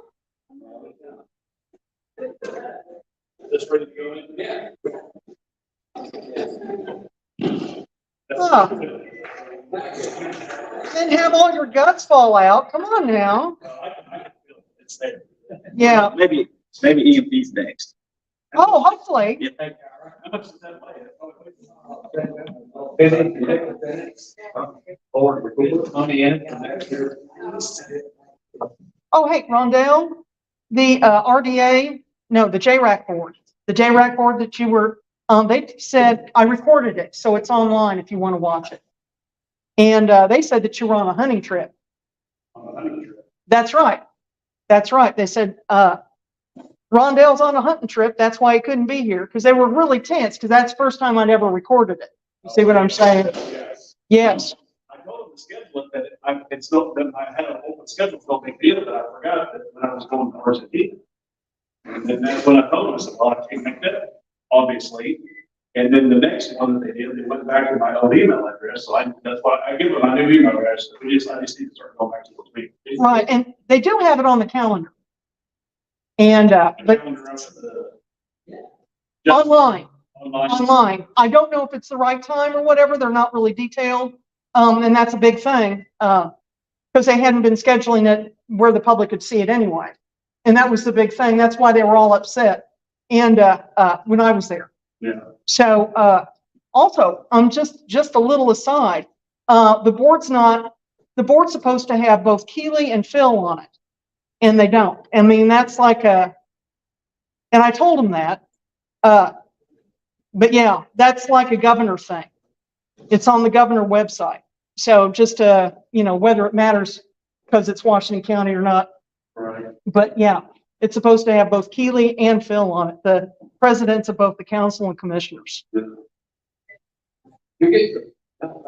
JRAC, the opioid, settlement money. Yes, yes. And I told them, I said, just, don't do anything, but here's a list. And I just want you to know that I know, which I'm just that way. Right?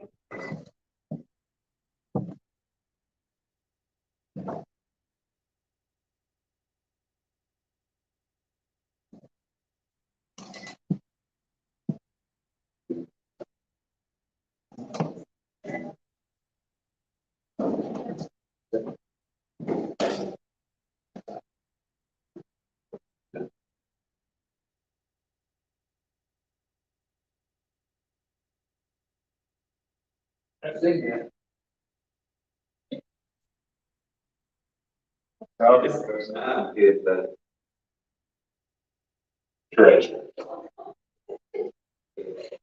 What happened to that building? The one where the True Blood? No. Over there. Yeah, over there. Yeah, the big building. Used to be Richard True Blood's building.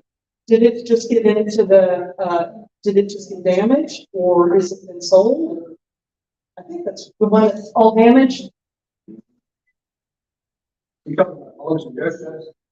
Yeah, they were both, Yeah, one of the big buildings on the corner. Yeah.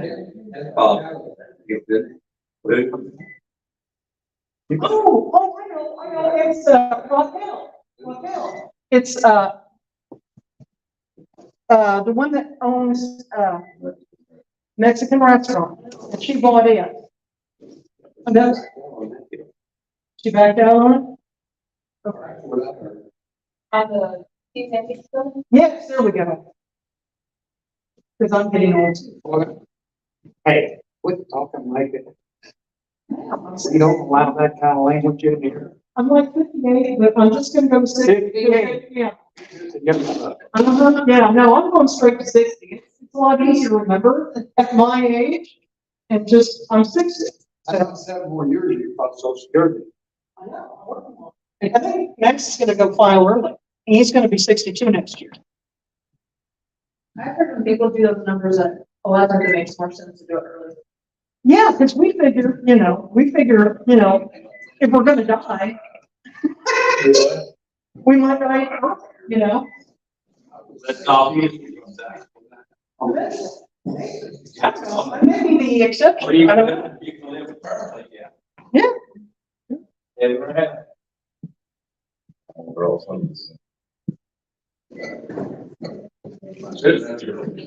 That's correct. Now, do what? He just said he was there. For me and my house.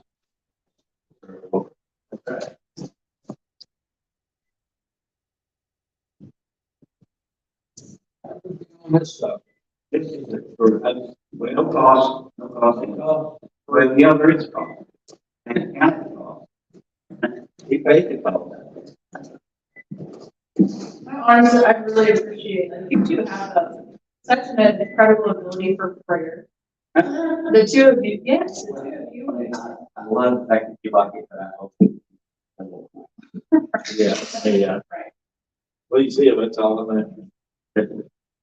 You both do. I remember this is growing up, where there's, you know, a couple people you would be like, really like it, right? I just don't like that.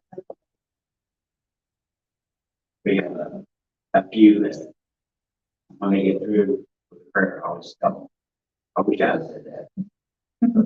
Yeah, I'm just saying.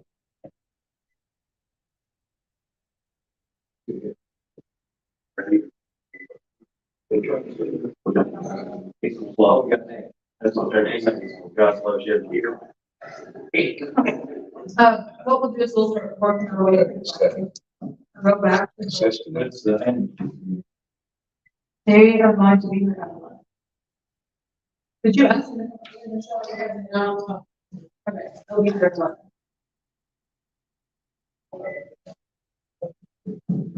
And I want to go through everything else. First, coming back this afternoon. 2:30.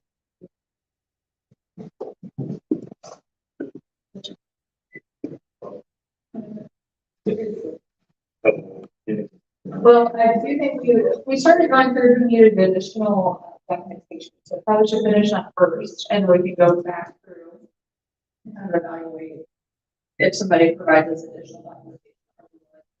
Consider it.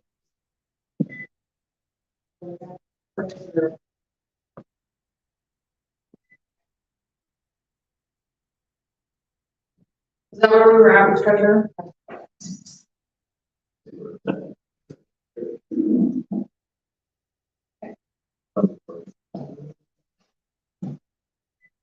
All right, page 4, treasurer.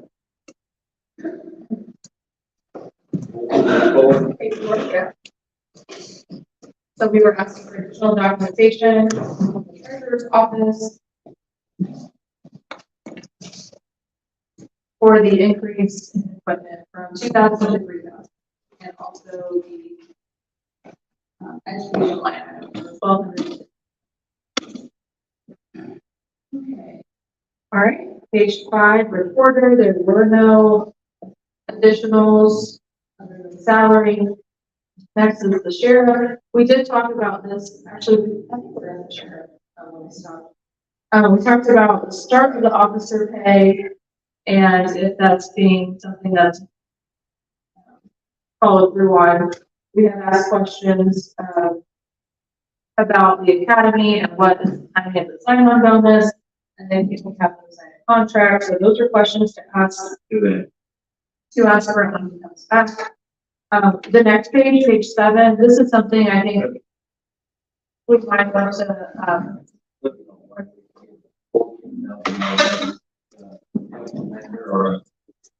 9,000 to the chief dispatch, you know what? yeah, so I think that is something that we should, we can go ahead, we do have the documentation for this based on other communities, what they're paying. What is the council, what's your feeling about the jail commander increase in salary? Is there an amount that you want to look at? Or an increase? And the same thing with the chief dispatcher. Those were the two that seem to be top priorities. I think I want to open it for discussion with everybody, knowing that we already have the. We know we can't go that high. There's no way. We might consider. This is my 3 or 4,000. You know, just keep it careful in there, I guess, but you don't need to send. Page 7. We're looking at the jail commander. That's my take on it. You know, we just can't go 14,000, 9,000, 8,000. That's the way. Raise. Yeah. We want to give certain people raises and nobody else. Right. Correct. Okay. That's the way I'll. Yeah. You can't say that. For sure, we've done it in the past. Well, Yeah. We did, when we, I just feel that there has to be, we have to figure out where we're at, but I'm just saying, I'm just saying that right now, I don't feel comfortable talking about this until we figure out where we're at with the budget, and then go back and circle back to salaries. Well, we give the deputies, you know, 5,000. Then we give for the EMS, to give, who's the highway department. We've done it 4 or 5. I'm not saying it's right. I know, I'm just saying it's our saying right now. It's fine.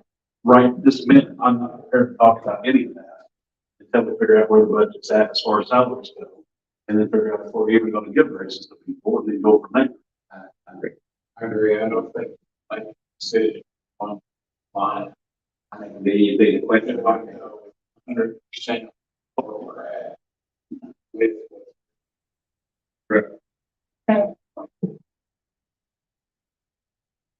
Okay, so this is one that we'll come back to. So when we see Brent today, we probably won't have that conversation.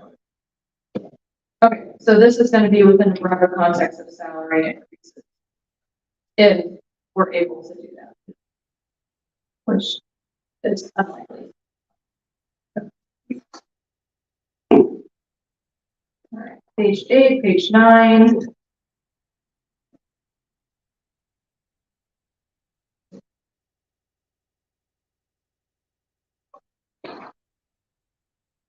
Any questions on page 9? do we know how much you spend on meals right now, even for just right? That's probably about right. But it's also living. I'm feeling that amount was higher last year. There was, I feel like the requested amount was higher than what we. Michelle, do you remember how much last year they did request higher? Do you remember what they requested? Oh, 75 to 90. Well, last year they were asking for 200 something. Yeah. And we went through and had that, and I think we got something. Okay. Well, today we can then, how's the inmate complaint this year compared to threshold last year? I think that would be a question you would ask. He did provide Touch that. on that a little bit yesterday, due to COVID, you know, that Yeah. the income ratio. We stand 147 inmates, I remember that. They just want issuing a lot of warrants during COVID. It looks like in August of last year, we had 153 inmates, and this year we have 147. So it's Okay, all right, I'll try. 45 math, 147 inmates at $200,000, $3. Per 100 how many? at 147 inmates. That is his peak. At least from the graph, what it looked like was that it peaks in August of last year.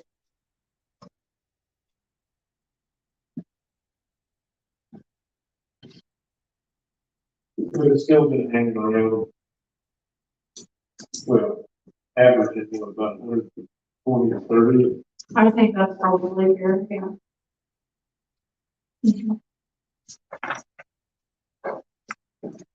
Well, you know, if you look at 22, it jumped from 175 to 22 to 23, you know, 15,000. Yeah, he was asking, like I said, he was asking for more than that. He was asking for maybe 220 or maybe 40.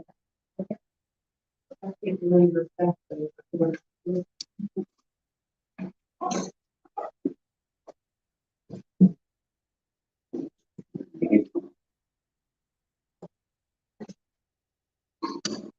I consider it wrong.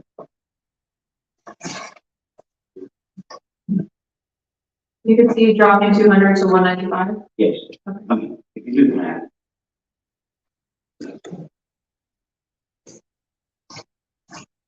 Do it all fast. I think.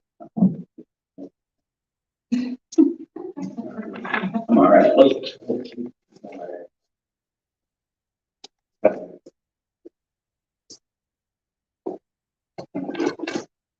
You're dropping it to 195. Okay. Rest of the council, what do you think? Gerald suggested dropping the 200, the increase, there was a $10,000 increase for meals for inmates from 190 to 200,000. If you look over, every year it's increased quite a bit. And last year it was increased $15,000. So Gerald suggested dropping it.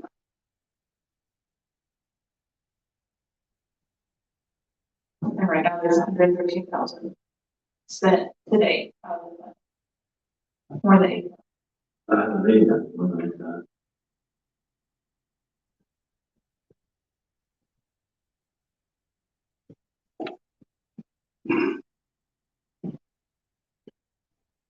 Okay, any other line items on here you'd like to talk about?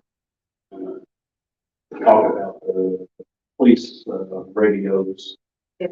Back in, 2017, they were, he had $3,000 there, and he's got 13,000 now. Were those new radios? Yes, we're completely redo those, is that what he said? That's what he said. He said that there's the radios cannot be updated. Yeah, that they cannot be updated to the.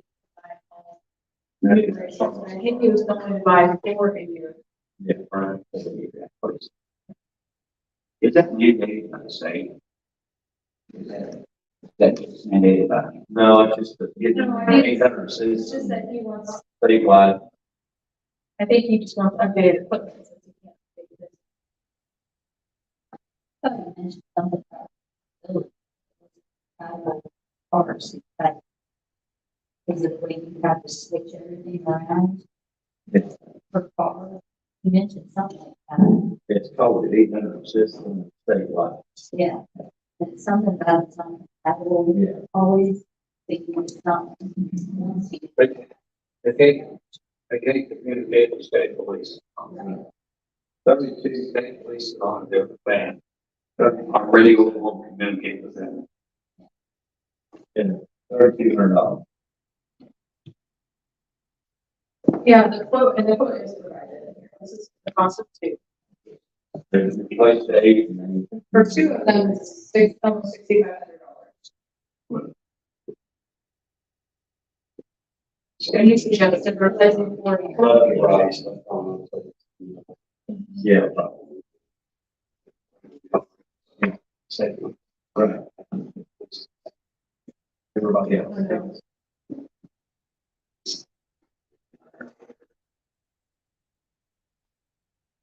So he's coming. Yes. Okay, so the three did have a quote, he's planned for it. Anything else?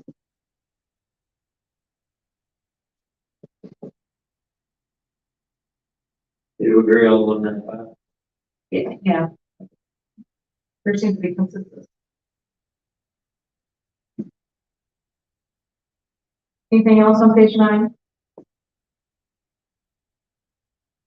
Okay, move on. Okay, Michelle mentioned this earlier on page 10, this is the county correctional fund, and this is really at the discretion of the state as to what we get. We have historically received up to 35,000, but the last couple of years have been getting 30,000, and she just received the deposit for 17,441, so we might have to reduce that to 7,441. The number is what it is. from the state. So that's something we will have to discuss. Yeah. I'm not sure, Michelle, do you know if there's a formula or some sort of rate?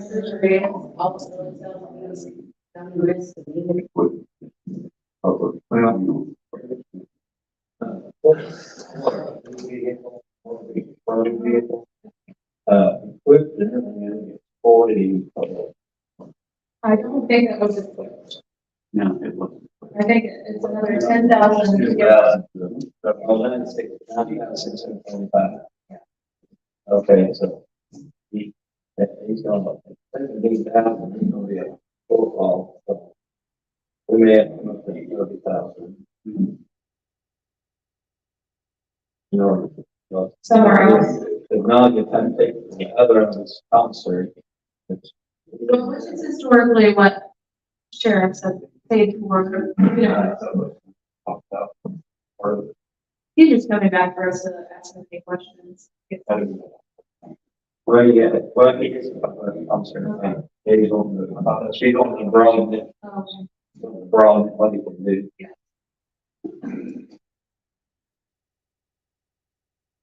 So we're looking at about $54,000 for like new and equipped Dodge Durango.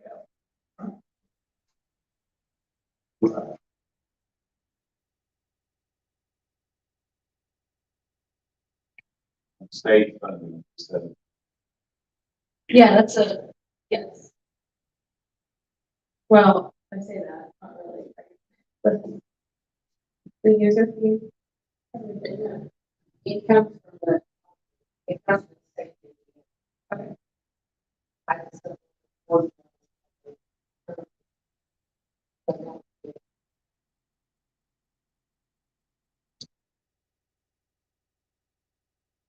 Okay, any other questions on this one? All right, page 11. Any questions on marijuana user fees? Okay,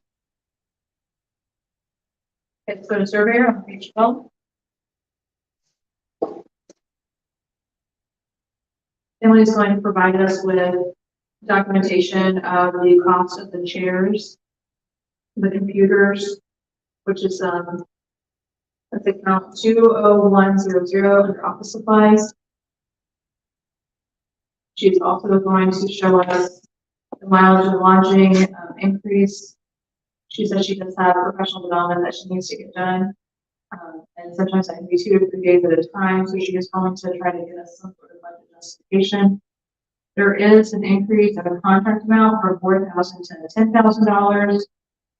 And as you recall, she talked to several other surveyors about what that cost would be if they actually had a call on them.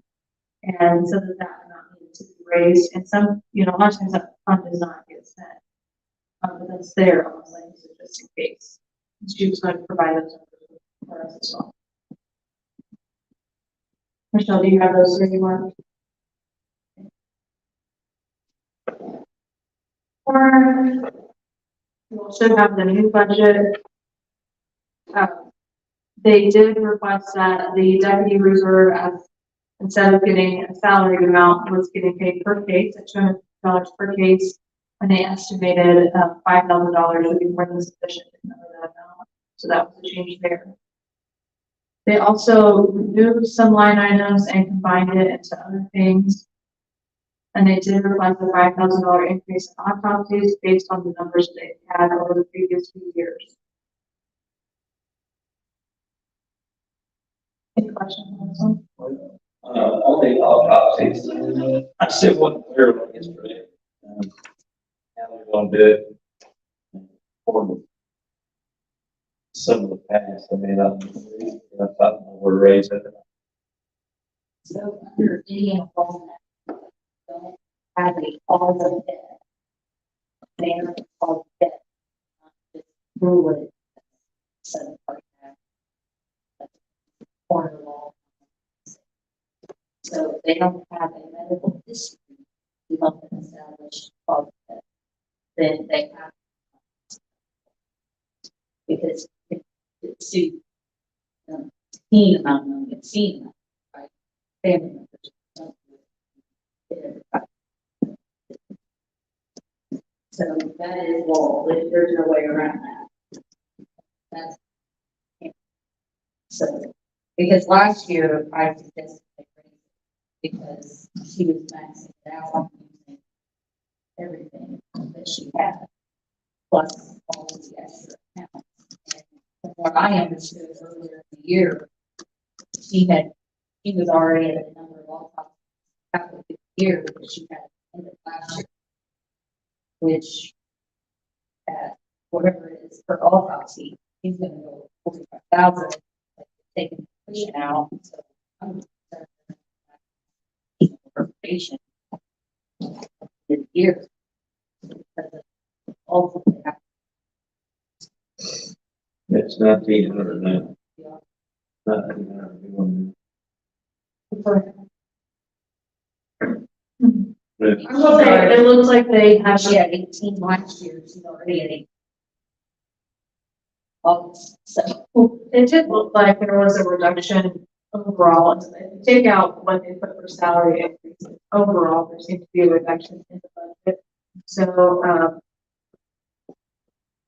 for a slight, I guess I should say a slight increase, it was about a little over $2,000 increase. So even though the autopsy line item goes from 40 to 45,000, when you take out the salaries, the budget is about a $3,000 increase.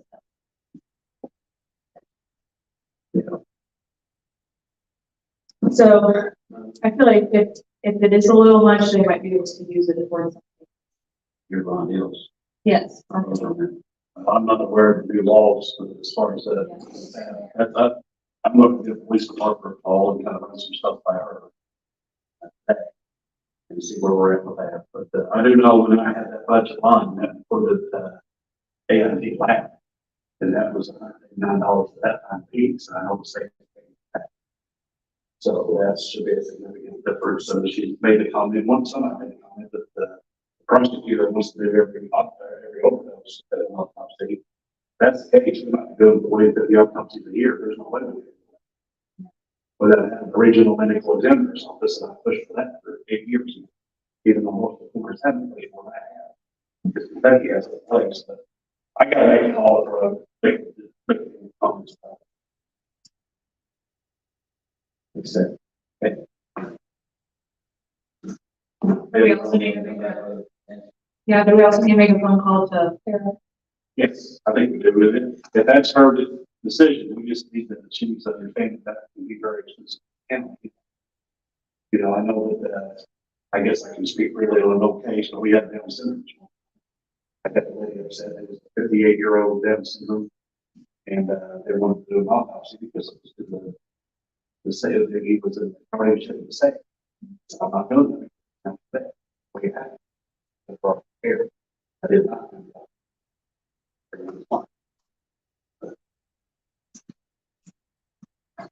There's some questions I need to ask. Not the month. Okay, so we'll come back to that. And nothing jumps out at me on this budget that's overly concerning those. Is there anything else? Once we get these questions answered, Yeah, they're gonna, yeah. everyone else will similarly. Okay. But I'm just old school with a natural death and natural death. You need to save the money for if somebody's killed somebody or that's my mentality, regardless of what the state says, you know, what they have to do. So I don't understand throwing money away after a natural death.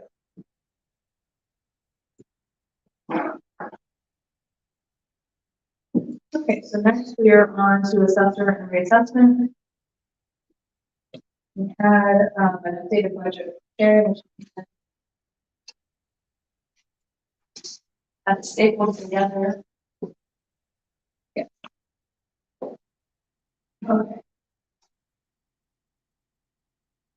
She went through and labeled the contract amounts for contract and trimming data. So Michelle, if you could ask for documentation of those contract amounts, that would be helpful.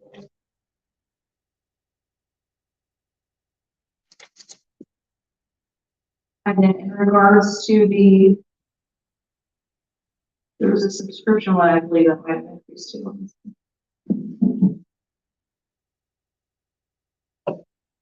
Yeah.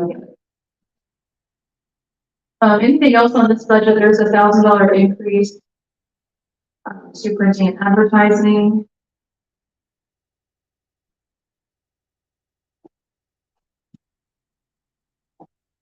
Anything else on this budget? Michelle, can you ask for documentation on those two line items? Okay, next page, which is the assessor's budget. There was an increase for the fall conference, but it was an increase to mileage and lodging. She cited the fall conference. Student subscription, she said that it changes with the salaries as a percentage of the salaries. So if there is a salary increase, that amount will need to be, you know. Well.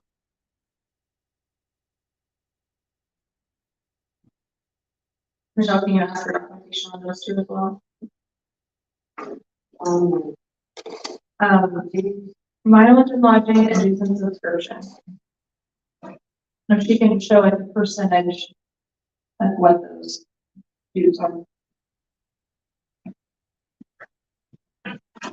Anything else on this budget? Yeah. Okay.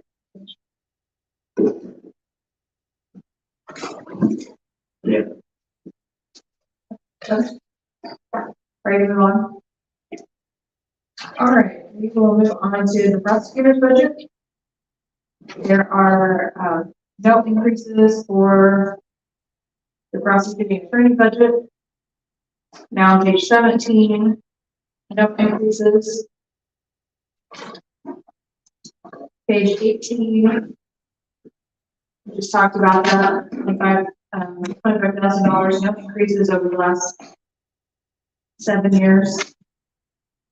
Page 19. There is an increase, there is $15,000 for litigation expenses.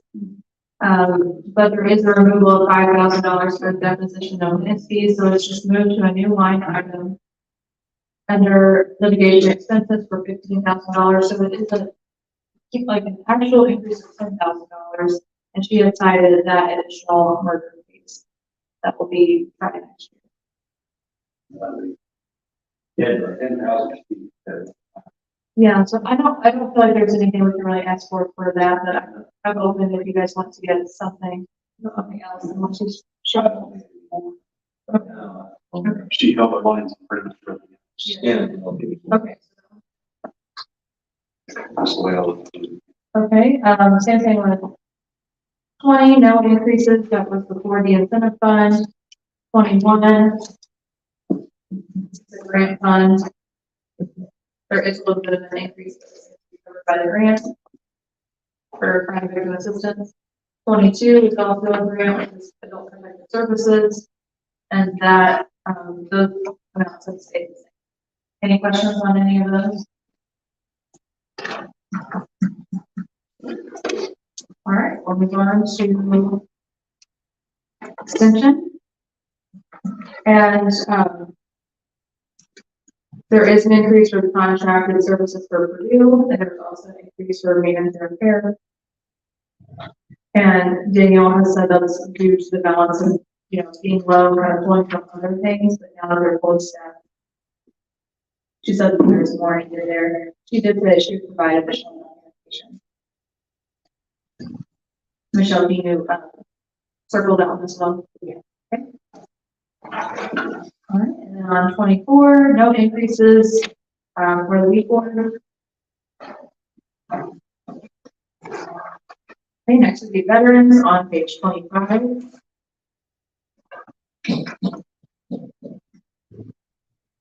Okay, there are increases in office supplies, mileage and lodging, and a vehicle. But there is also a reduction in equipment, so there is no, the $1,000 that's traditionally given to equipment has not been given out. And I think you dropped the bill to 30,000. Yeah. He did say his estimate of the 30,000. Okay. Yeah. Does that have to have signage on it? If you say, Does that vehicle have to be signed, like, does it have like logos and things like that? I don't think so.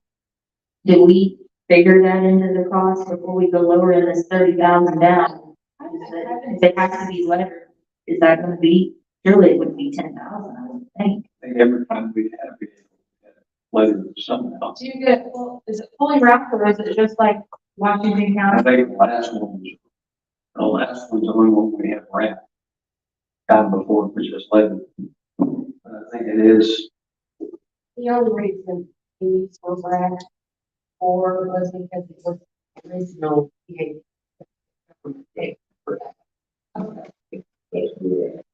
So it could be just letter, doesn't have to be. Well, I think we need to figure out from him how much that will cost before we just go lowering this down to exactly what he's gonna have to pay for it, you know what I mean? That way we can get the lettering cost in there too. You may well wrap up somebody start up email. Yeah, I mean, typically when we wrap vehicles, things, usually it's the one that does it for title. And, you know, depending on how extravagant graphic needs, if it just needs lettering, usually you're looking at 15, 2 grand is about what we pay for that. Is that something that can be done in the, like in Desi's office? You know, she prints the signs. You know, I doubt it, that's a different kind of vinyl. Okay. You have to have the proper tools. Unless we heat treat it too. It's a special type. Mainly adheres to the vehicle. I know we ran into some problems with trucks and Ford changed their trucks to aluminum pots. Mhm. Stick like it is a metal pot. So different substance material to make it huge. So, but I mean, We think $2,000 is enough. normally I would say just the letter, you're looking about figure, you're not graphic. You may be definitely Letter. Yeah, commissioners, are you okay with lettering as opposed to wrapping it? I would be, I mean, 2,000. Yeah. We can talk about it. You might ask him if he got it for You might know. You might have. a letter of wrap, whatever. Call him up and see. He did mention something about it. And that's- He just needs to know. He doesn't need to be right. Yeah, we're gonna need to wrap seats, plan. Yeah.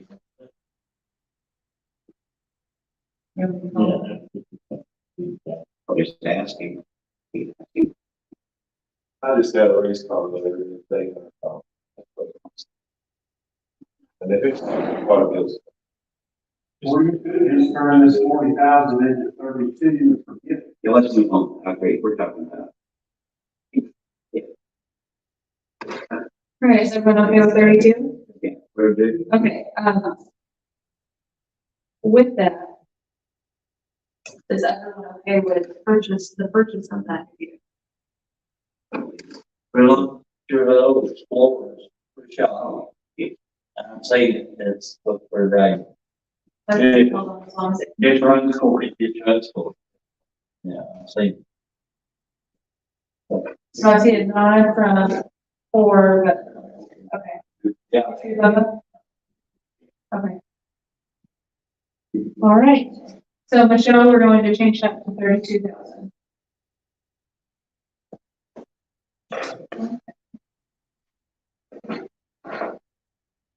All right, page 26, commissioners, this is the commissioner's budget.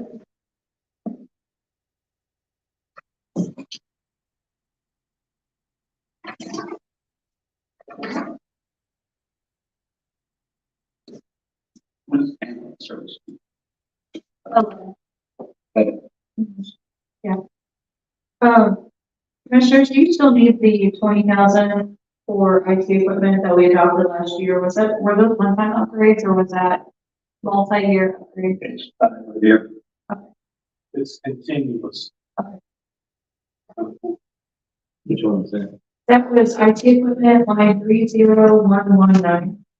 Oh, yes. Buildings and structure insurance, I think, Michelle, were you getting a copy? You and Kyra were working on a copy of the premium. Yeah, I think that this year, I would have it for 20. Sure. And Rondell is that he's seen just industry-wide, it's been about 15% of an increase in insurance for buildings. I have a question. Yeah.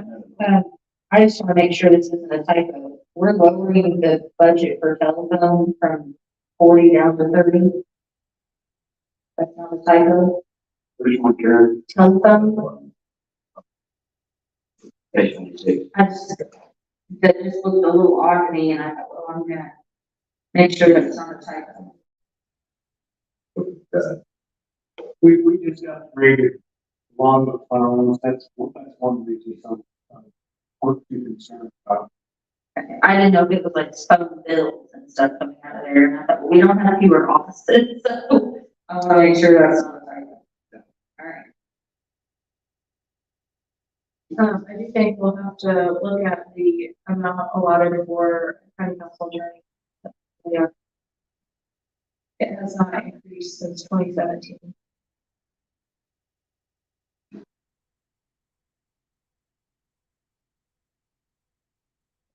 We gotta keep one thing in mind. That's just the base, and I know the county attorneys same way. That may not include some things they do, which they feel over and above that $11,000. So where do you pull it out of your budget?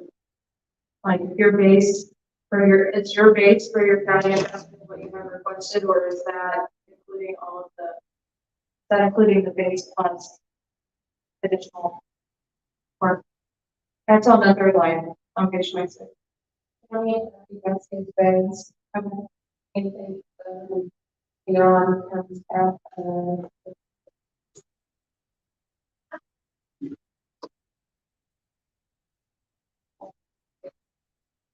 Yeah,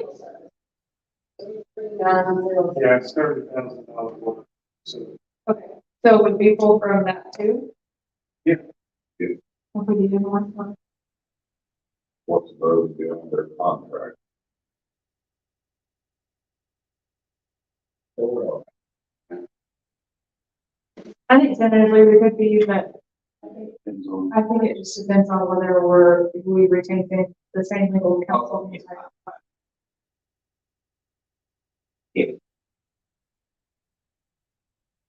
I haven't went out and gotten cost estimates to see what that would be from other anyone.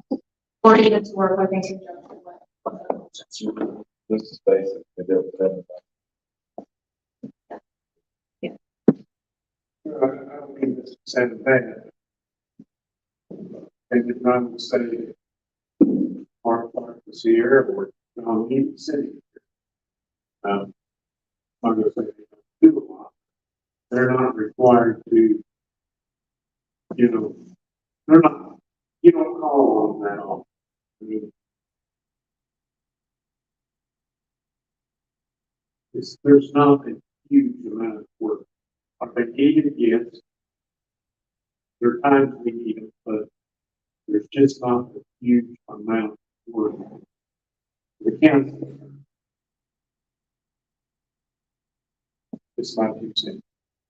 And I think they would agree with that. They wouldn't disagree with that. Which depends on what comes up to. But you can introduce that if anything major didn't come up and it required some extra work, they would do it. Well, that's also good enough. Why didn't we also have that separate item for as needed? Okay, I thought it was when the county was being sued that, whatever the litigation is. But I'll guarantee you that Mr. Meade is not happy with this 11 times that he's been stuck at or marked off. Yeah. You do. That line items can be pulled by your attorney or our attorney as well. Legal services. The legal service line. I don't think that's the case. That's for, Okay,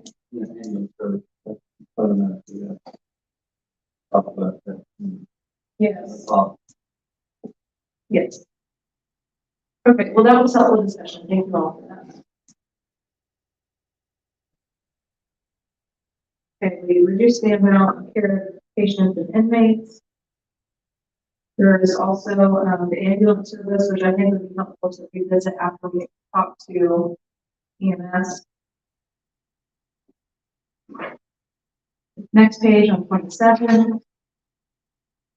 Mental health, there is a change from the 165 that was requested on the mental health line item to 163, 125.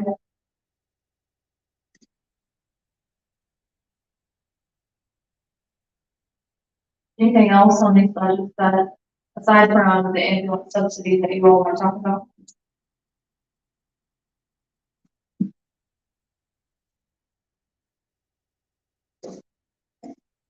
Number 28.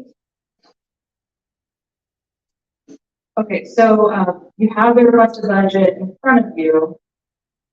From my understanding of the conversation yesterday, we were going to eliminate the part-time line item. Last year was 70,000, and the requested initial budget was 40,000. Instead, hire the additional custodian at $42,311. Is that what everyone else has in the room? Yes. Any issues with that?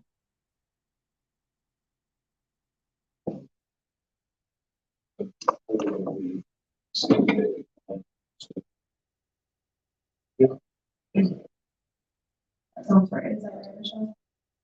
So that would probably lean more maintenance, more than likely than custodian. There's gonna be a certain amount.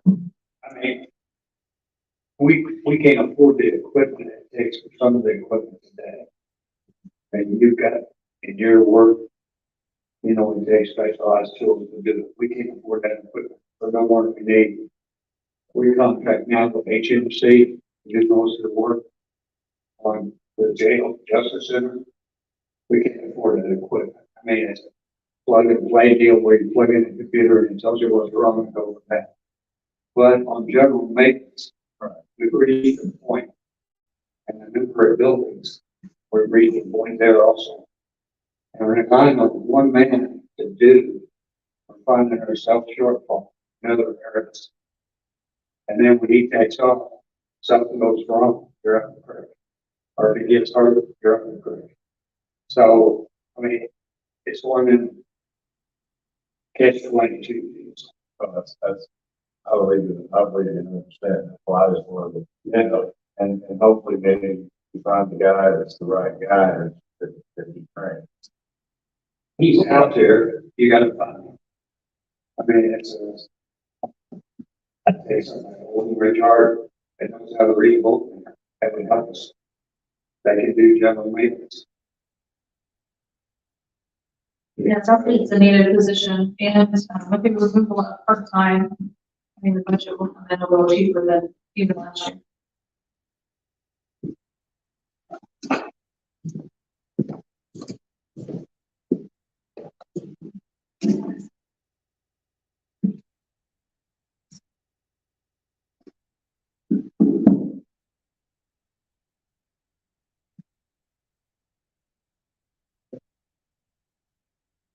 One, two, one, zero. Equal. Point. No,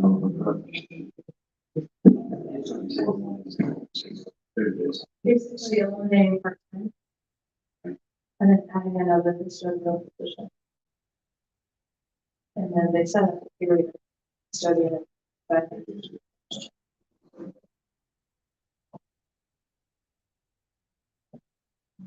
Same.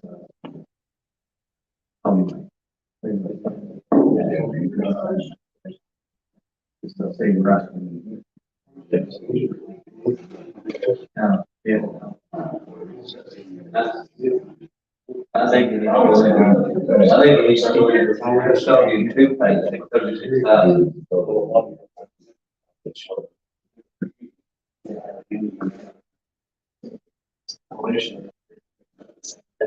I think we're at 36. Hey, Bill, 39.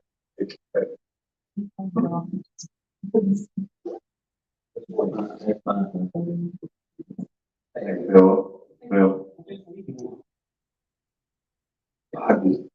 Oh. Who's talking? wondered if that salary for the second person is gonna be just right at the same as Tony's. That's what the our discussion. Yeah, okay, I just didn't know. Probably 1,000. But we- 41, 311. You want 41? What? 41 or 40? 41. I know what that. 1,000. That, maybe the discrepancy. I don't think it is. To be honest with you, in today's world, I understand. I think it's possible. But, well, there's some benefits in it. But I think we're not very much. Not the 41. 40,000. Is that where you're at, 41,000? 14,000. Even. Okay, 41,000 even.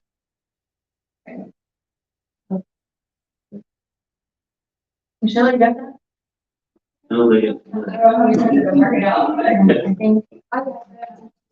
I don't think it's enough discrepancy, Bill. I don't think it's enough discrepancy, but it's up to you commissioners, but I would go 40 myself. It's up to you. It's gonna be hard to find. I know, I'm gonna say you're probably gonna have a hard time finding somebody at your original number. You're gonna have a hard time finding somebody to hunt but that. here, you gotta think about something. It's been so many years. I'll do it for 100. I'm looking, but. All right, we have got it. Commissioners say 40, is their budget? All right, let's go next one, 29. Thank you. Okay, this is seated. And we've got, Beverly Hills and Animal Shelter, Economic Development. We did get new numbers on paving and non-paving. So it's 965,223 for paving, and non-paving is 321,741, with the understanding that non-paving will go towards, the highway facility payment. Yes, an economic growth partnership has asked for more money. Commissioners, this is your budget. Are you going to increase the amount or want to increase the amount? You cannot go for 1.5. Okay. That's all that. The factor for you. In order to change your partnership, you're gonna have someone else to take it from, you've gotta flow with one line. But it was coming from somewhere else, right? Previously, because we don't have, I thought it was coming. It was 8. Michelle, you tell me. We originally thought that based on the payments that we would need about something less than $300,000 on highway fund facility. We got 321. If you want to get some more to the growth partnership, I think we could probably comfortably take it out of, maybe $10,000. Is what things that we need. Sure. Yeah,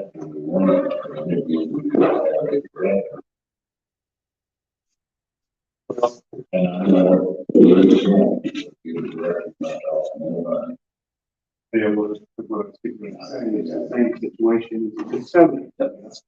I mean, let's not try to think we live in a dream world here.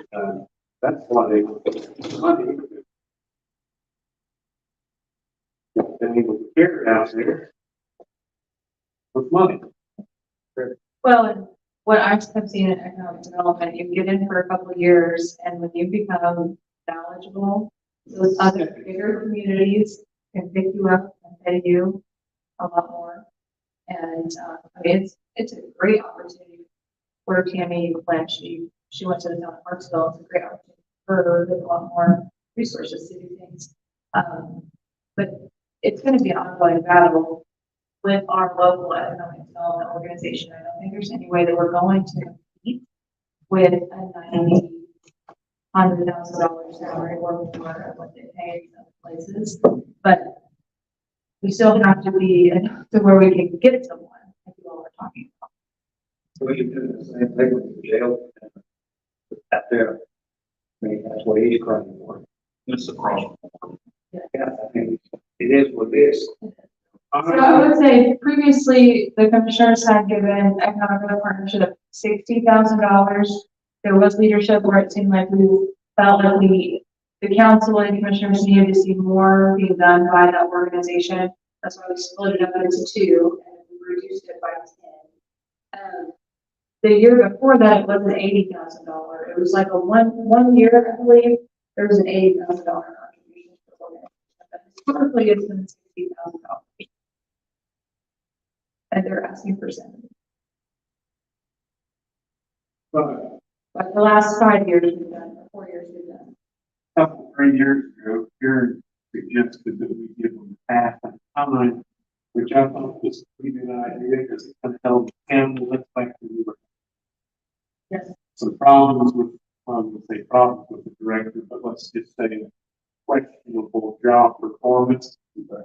So, It's been a big thing. well, I would say Tammy's- that And if you give them the extra 10, which honestly I'm in favor of, to get somebody qualified in here, if they have to say, then why wouldn't you make it mandatory that that person sign a contract? That, you know, like, That's what I was thinking about when contracts. I think they have talked about that, but I think that's fair to ask. but I still say, I really don't think that we get 10,000 out of non-pay, but it would kill us if you want to do that.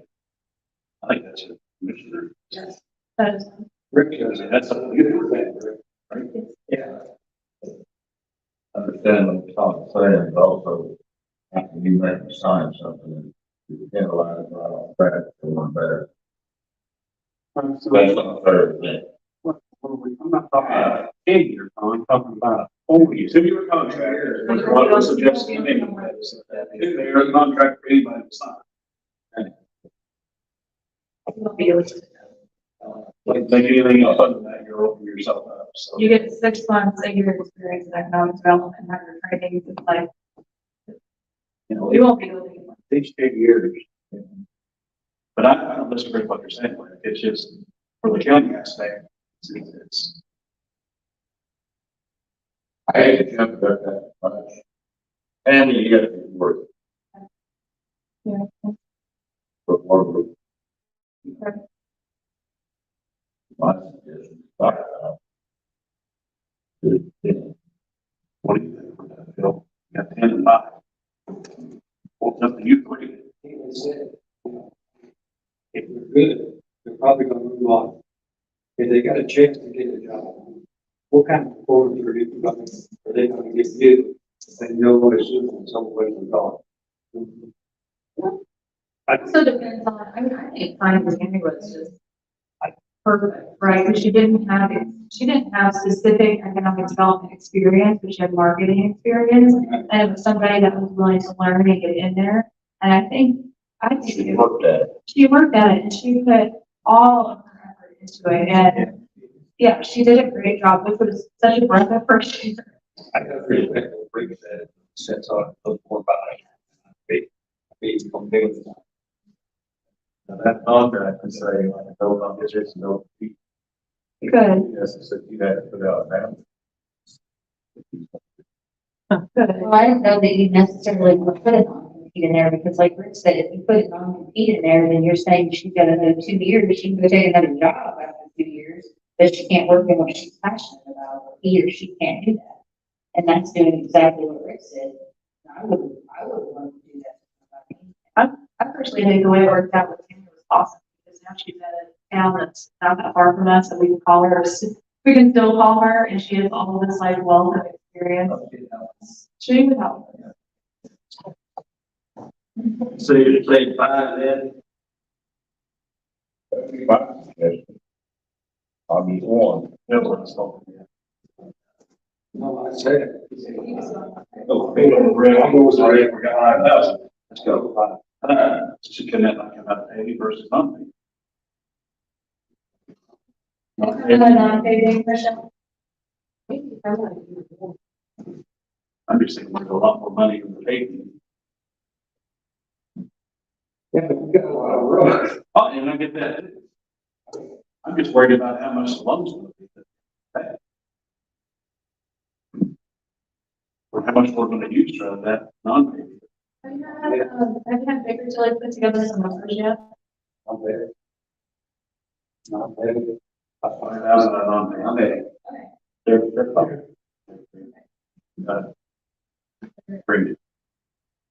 All right, so we raised it from 50 to 55.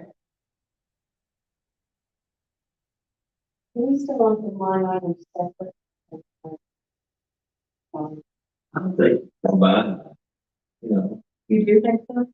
I don't think so. I think it's the same thing. I think we separated it back when we were asked. So Yeah. that's something we want to go back to doing. I would say yes, because there's going to be a new rent. And What do you- what are their, what are their expectations? I like things fully making together. I think we could consider combining the next year after the. It does provide an opportunity where they have to come before the commissioners. They have to. Well, if you do provide that, if we do combine them, then they still come into the commissioners and have to do an update.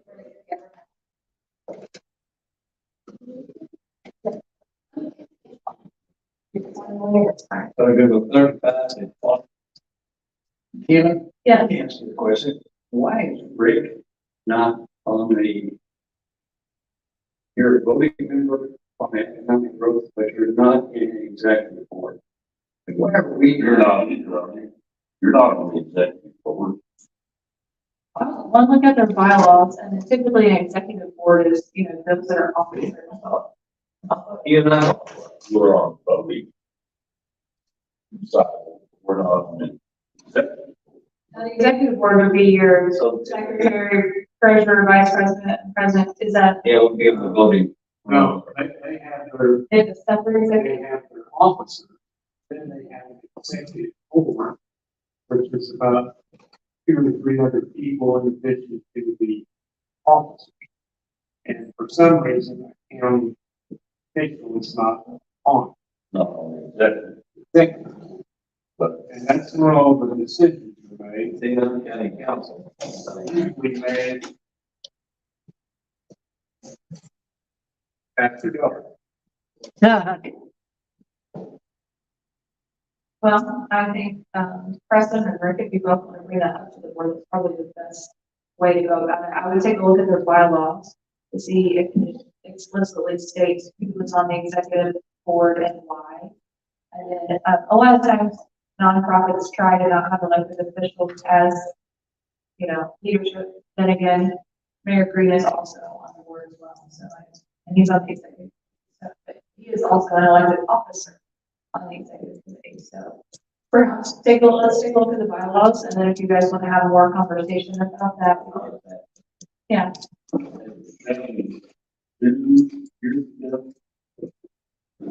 Three years ago. They went to that executive board thing. I bet. when I started. Yeah. They reduced the number of board members by about half. There were some very upset people. You got Facebook.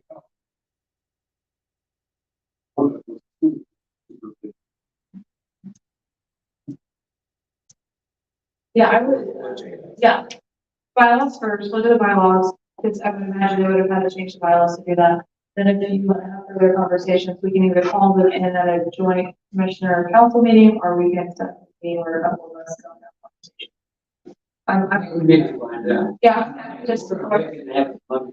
We need to be Sure. part of it. Equal. Okay, with that, let's take 5 minute break. We can go on to ambulance service. I'm thinking. So,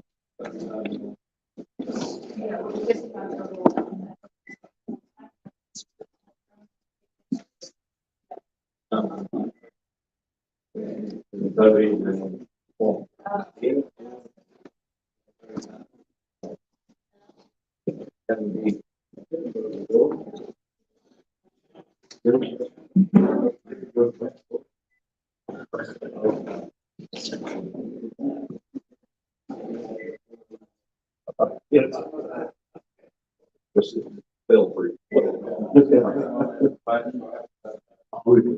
We know this, it's good parts in Washington. That Belfry up there is the biggest spot.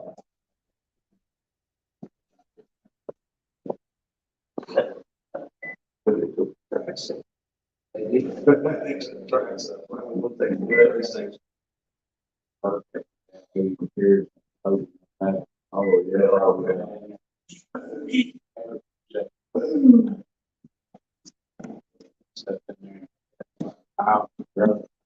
Oh, yeah, just wait for the big rain to come in and all for the man, it looks like.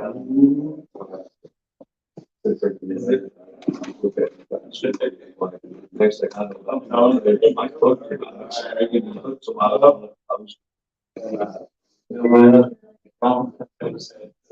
New class. I can't believe it. Because it said somebody put a post like that, she doesn't need that, it's privately. I thought the city did that. City did. That's what I thought. The city bought it, I bought the factory line, sold it off the other side of the Wendy's and all that.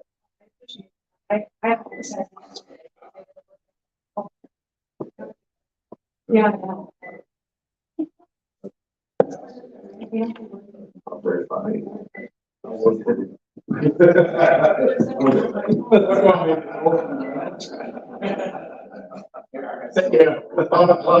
Hotel.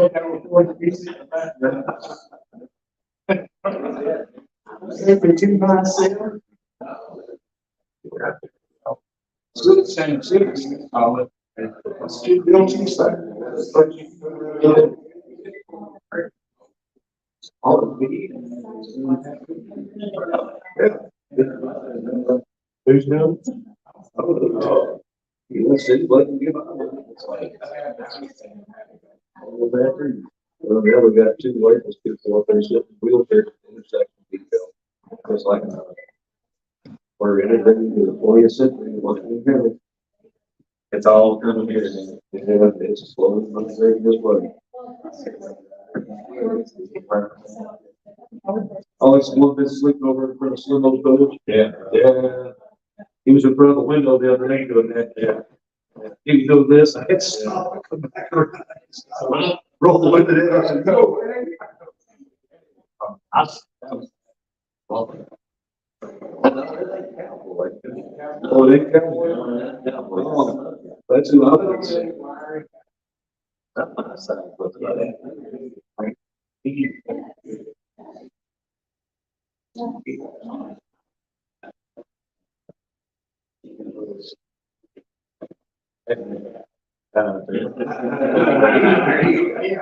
he's on 5 cars. You the keys to this. I thought about doing it on the courthouse steps, doing like Eddie Murphy did, you know. Get the skateboard, yeah. Get him some dark glasses, like that. There's no right. We need some money. Here. Or if you can see our free, that's what buttons. Yeah. So instead.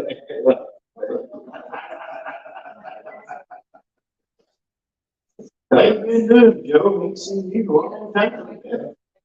Good for you. Oh, school. Yeah, that's what somebody said. On the board, three guys. All good, some better. Stable. Had a couple others, not on the board, they. 8, 2, 10, man, I only ran on the board, he said, I'm tired about being asleep. Yeah. It's about time for new team. Well, I wish I had done, I had an opportunity to do it about 10 years ago, I wish I had done, but pretty good deal. Pretty Very good. Stop this. Right. Right. Exactly.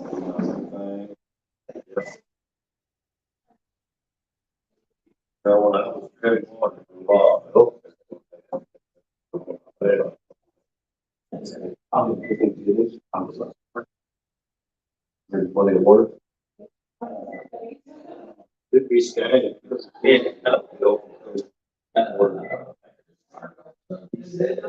They get a lot of players. Angel? Be produce. Yeah.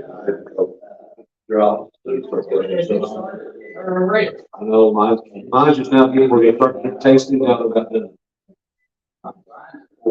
Mine, I do. I've got all I need in the arcade control. But yeah, the lodging, tomatoes, produce and drink coats. Needed what you get. I've had this, man, I've had it. No. I think the Joe's are all the session. Bring your press releases and stuff and learn. What's that? They're usually in the city.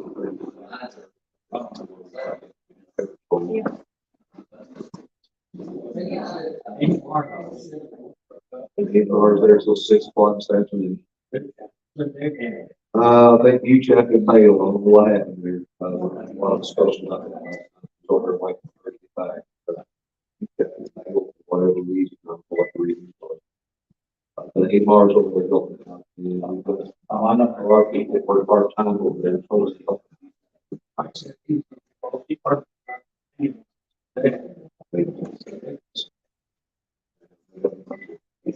that's a part of our kids. Over there last night, and one of them, the grandkids, she got in heat throws, baby faces, it's like, the told me never would do. Everything was done last night, so that's, he called me or something. We're gonna do the hands, good pop, do some fuel, baby. But that comes to you, that's. Oh, yeah.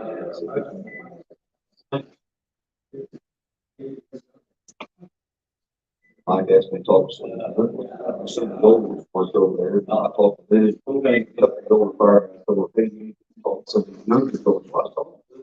We from the building and pulled out.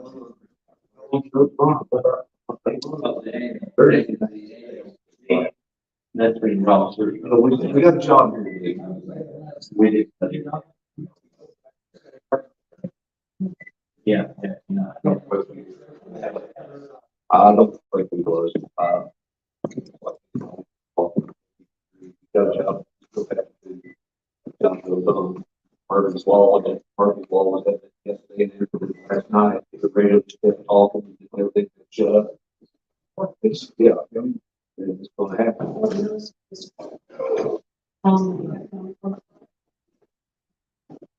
Well, even the record that was working for both Greensburg and us, actually got. She was actually on vacation.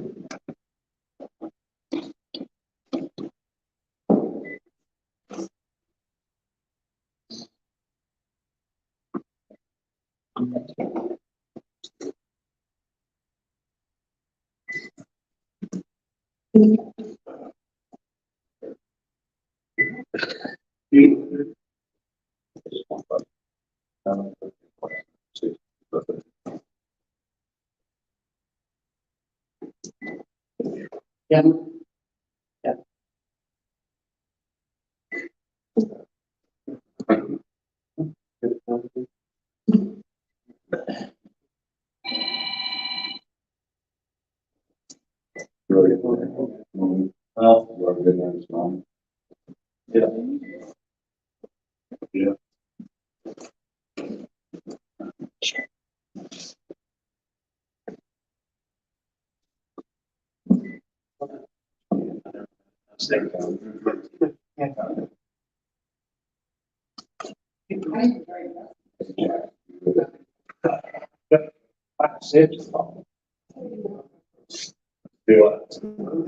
Like I said, I can't say this morning today, that's the one more thing, that's what that. The next three days, they look at this. Look at this. It's like.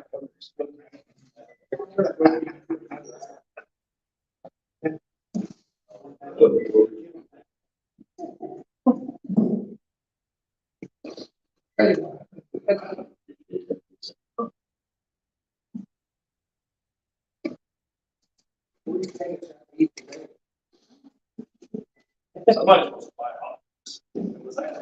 Yeah. Yeah, you were coming, what time is it? Oh, somebody woke up. Or I'll wait. Let's make some, we can do this. Bye.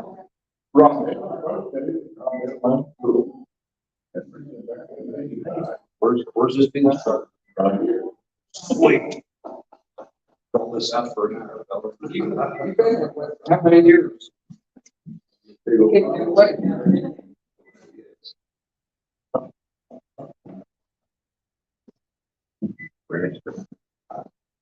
Okay, we'll wait just a minute for Preston and then we'll get started.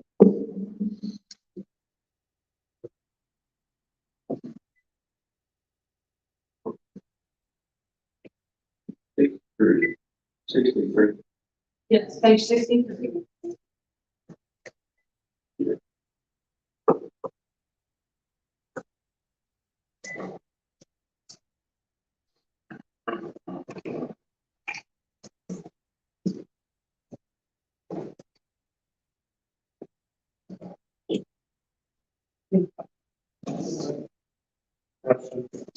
Oh. Where do you go? Let's grab a drink.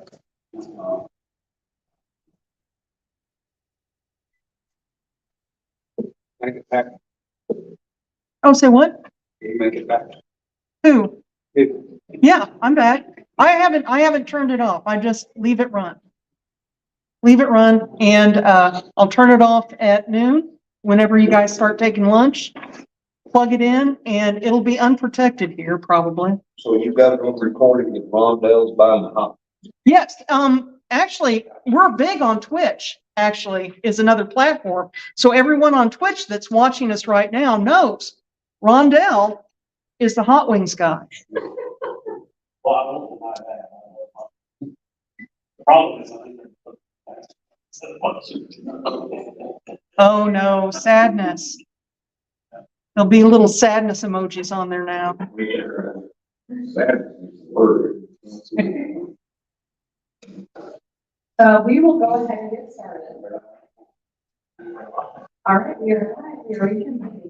Okay, so we have ambulance EMS with us today, and that's on page 63 and 64 of your binders.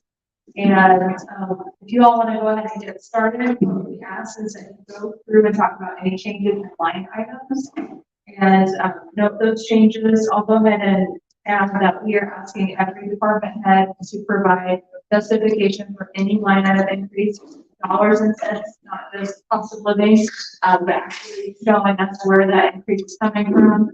And then, but yeah, if you want to go ahead and go through your budget, give us an update, we appreciate it. Okay, we, have been working on this for quite some time. And what we come up with on the green COVID side of things, we actually come up under last year's budget. For roughly about, roughly around $60,000. We actually took out some items, that we no longer need under the line item, 31101 on the account. that debt service, that's taken care of, and we won't need that anymore. Everything else pretty much stayed within the same of last year's, other than the medical supplies, which is 2,300 on the account number. But we actually increased that by about $2,500, specifically just because of the costs of medical supplies, the way they are going. They're going up about every day with our medications and all our other things that we need. At 2,500 would probably be a pretty good number we could handle. The only other increase that we had as far as on our line items was account 30105, which is the medical equipment maintenance. That's been 7,000 since 2020. We knocked it up $500, just because of the fact that the maintenance costs are going up as well. So that went up 500. So basically, on any of our expense items, we went up over $3,000 over last year. There was also another item in here that I was looking at that we thought we could maybe keep it zero or take it out, and that was at 30904, and that's under collections. And I got to reevaluating that, and we probably need to keep that from 0 to 3,000. We could get it under 1,000 last year. Keep around 3,000. That's for like the collection agencies that we use, where we have to pay them a certain amount for collecting whatever they collect. I think we could stay well under that 3,000 range, but to kind of keep it where we thought we could keep it at probably about 3,000. That was the only actual change that we had as far as what you guys have in front of you there.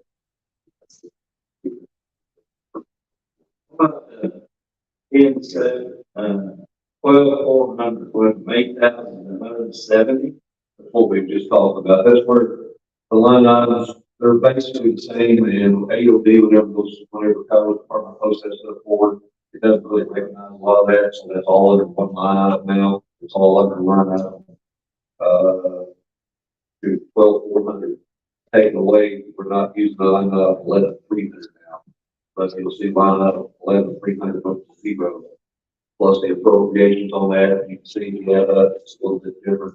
The appropriations for that never has been right. These were actual numbers about what actually should be appropriated to that account. So Tony, did you say 3,904 collections? They're moving it back to what? Yeah, well, it had been 4,000, it was 5,000 back in 2019, it dropped to 4,000 in 2022. I think we could drop it again to 3,000. Yeah.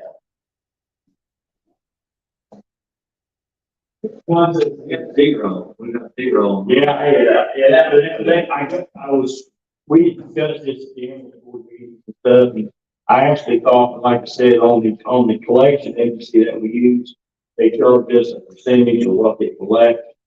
So I thought we better keep that, just to be on the side of where we can, if we have to pay them, we can. So I tried to look at different line items that I can maybe pull that out of it, and there's really not. We did away with the legal services one, which was the 33,900, and that was $1,500. We done away with that completely because of the fact that, that really didn't. I don't think that's a one we even use. So we done away with the legal services one. Like I said, that $1,500, all that's going to be is cost maybe of the retainer. I mean, we got a county attorney, so I mean, we have anything, we should be good on that. So actually, we took away the legal services completely. That was 1,500. We added on the collections part, we put in 3,000. So that's basically 1,500. So were basically, a positive for that over last year, $4,000. So So in line item 12,400, overtime vacation, you moved in line item 11,300, okay, where would the other come from to make it 107?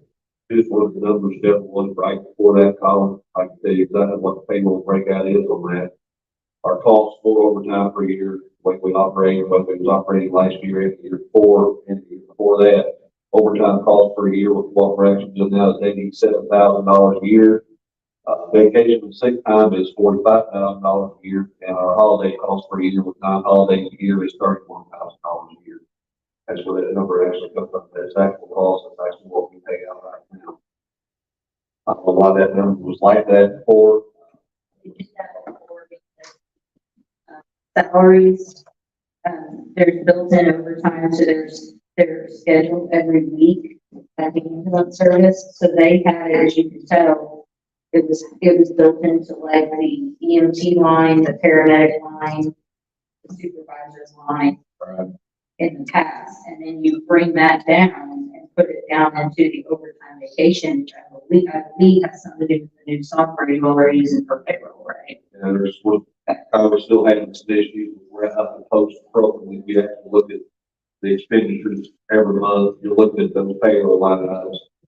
They're still having some issues with the AOD trying to get stuff posted the right line item. We actually asked if we just have just a line item period for payroll period, and then they break out the overtime vacation. They say we have to break it out for EMT paramedic, really payroll was payroll.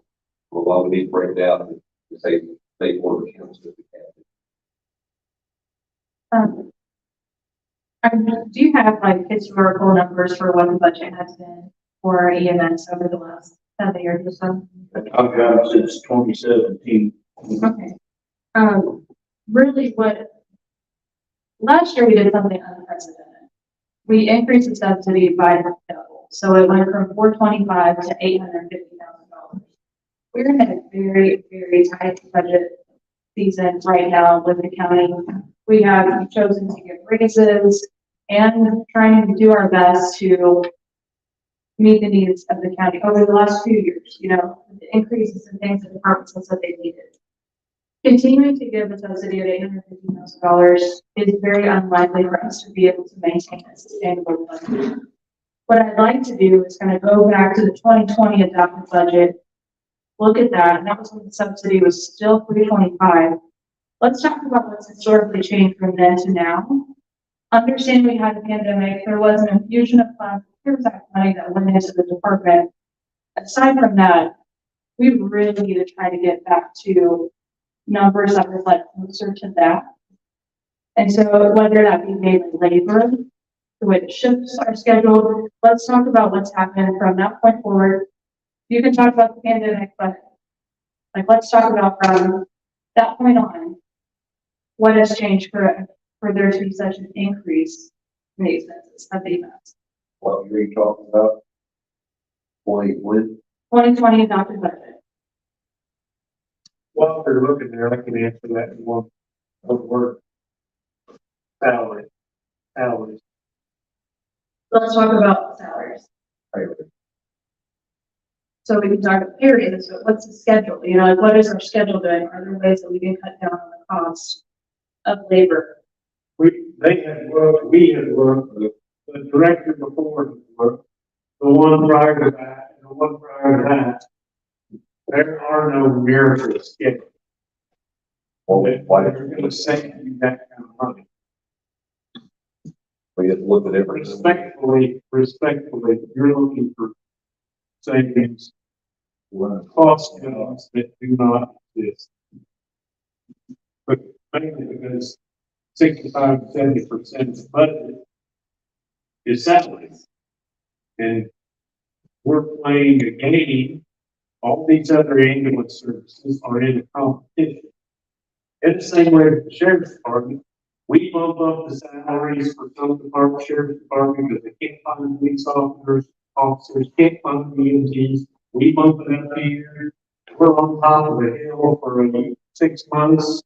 Everybody else gets wind of it. They bump their salaries off. This group of people moves over here. They start working over there part-time. Then they go to full-time. It's a vicious circle. It's a competition. You can't find enough police officers. You can't find enough EMTs. There's, I think, 1,500 EMTs that, go through training to become an EMT every year in the state, and most of them do not even stay in the ambulance sector. They do other things. They work for hospitals because they get paid. Like it's 1,600. You're not only looking, respectfully now, I appreciate what you're saying. You're not only looking for a needle in the haystack, you're looking for one that doesn't exist. Because we've gone over this, Bill's been fighting it for 10 years with a fine-tooth comb, and we've racked our brains, and the solution does not exist.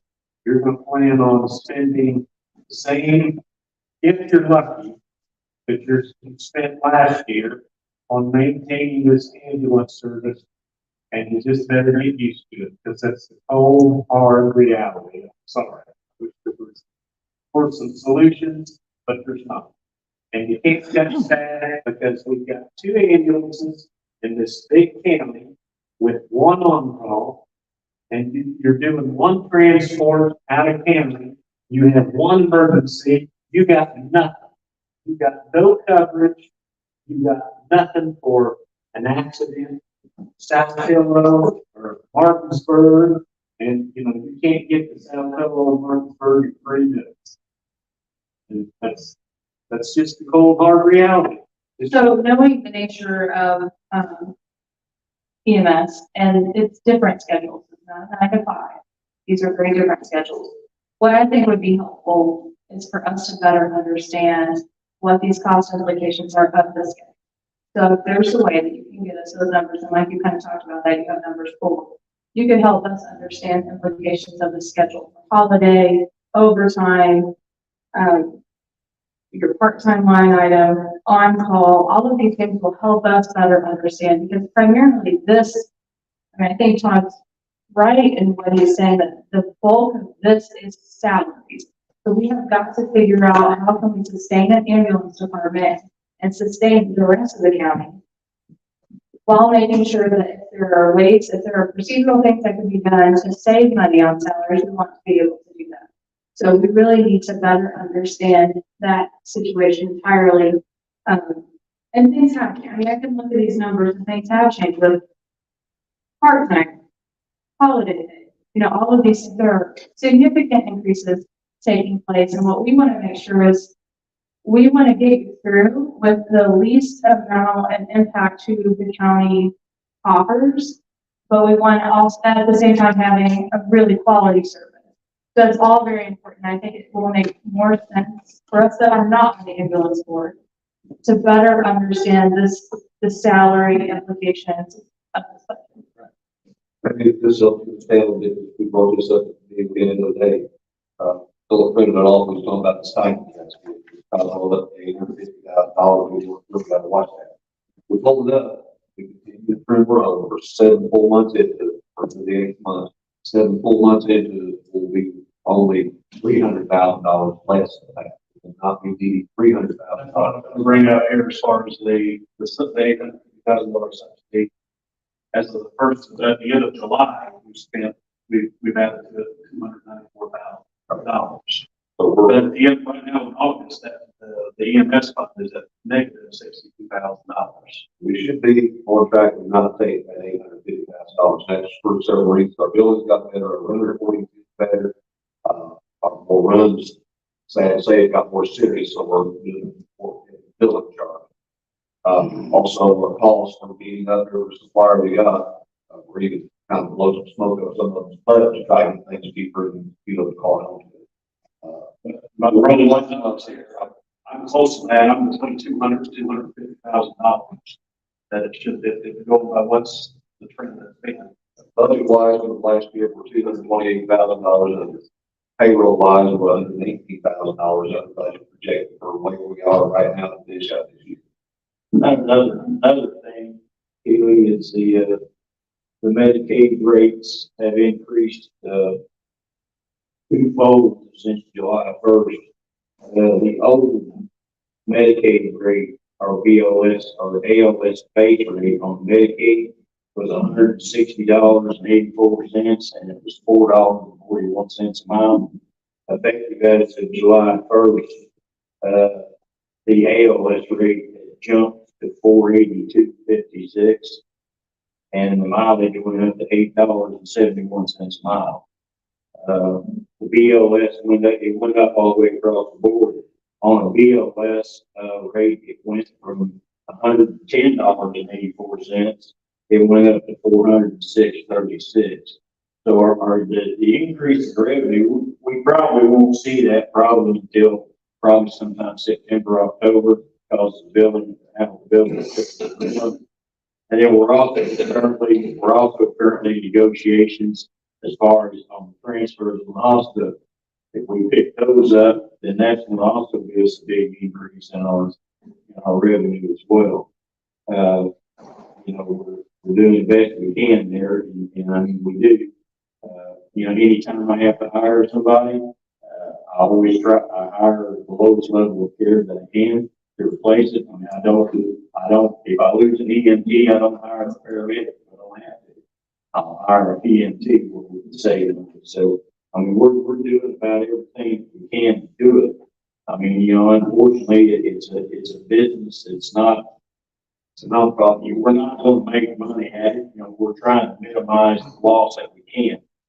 But I mean, it's just a business that we're not actually going to make any money. It's, we just try to minimize what we get and how we spend it.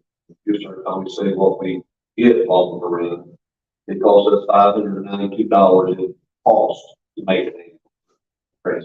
You just heard a lot of the $167 it still costs the county $592 to make that for the transport. That's our average cost for transporting a patient. And you can see it's a losing proposition right off the bat. That's why private services are falling by the wayside. You lose. And that goes exactly what Todd said.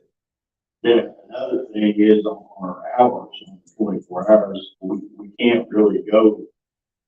If we could go to an 8-hour a day shift, we'd have to more than double our employees and cover for that. It falls real what it is right now.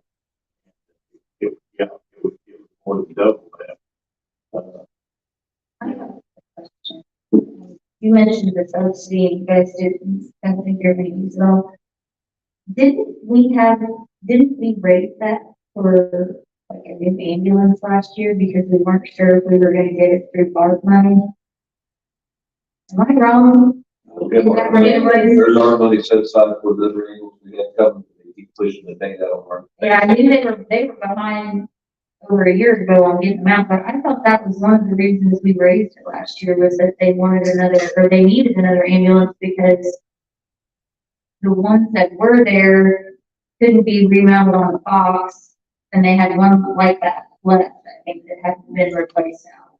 That might have been compensation for art money, but I thought that was in there in case the art money wasn't there. I'm not remembering that right. For an ambulance, it was 850 to stay for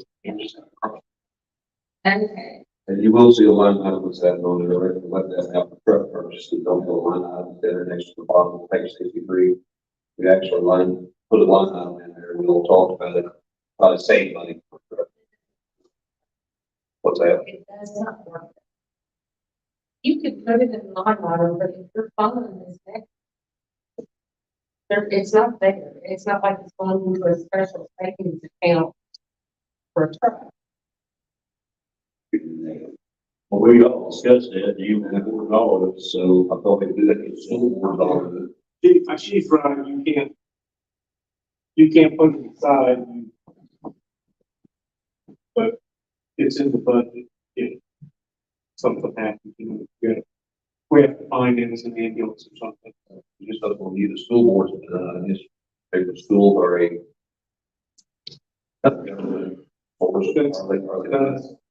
That's different. Yeah, all walls, it was something you got there, develop that work.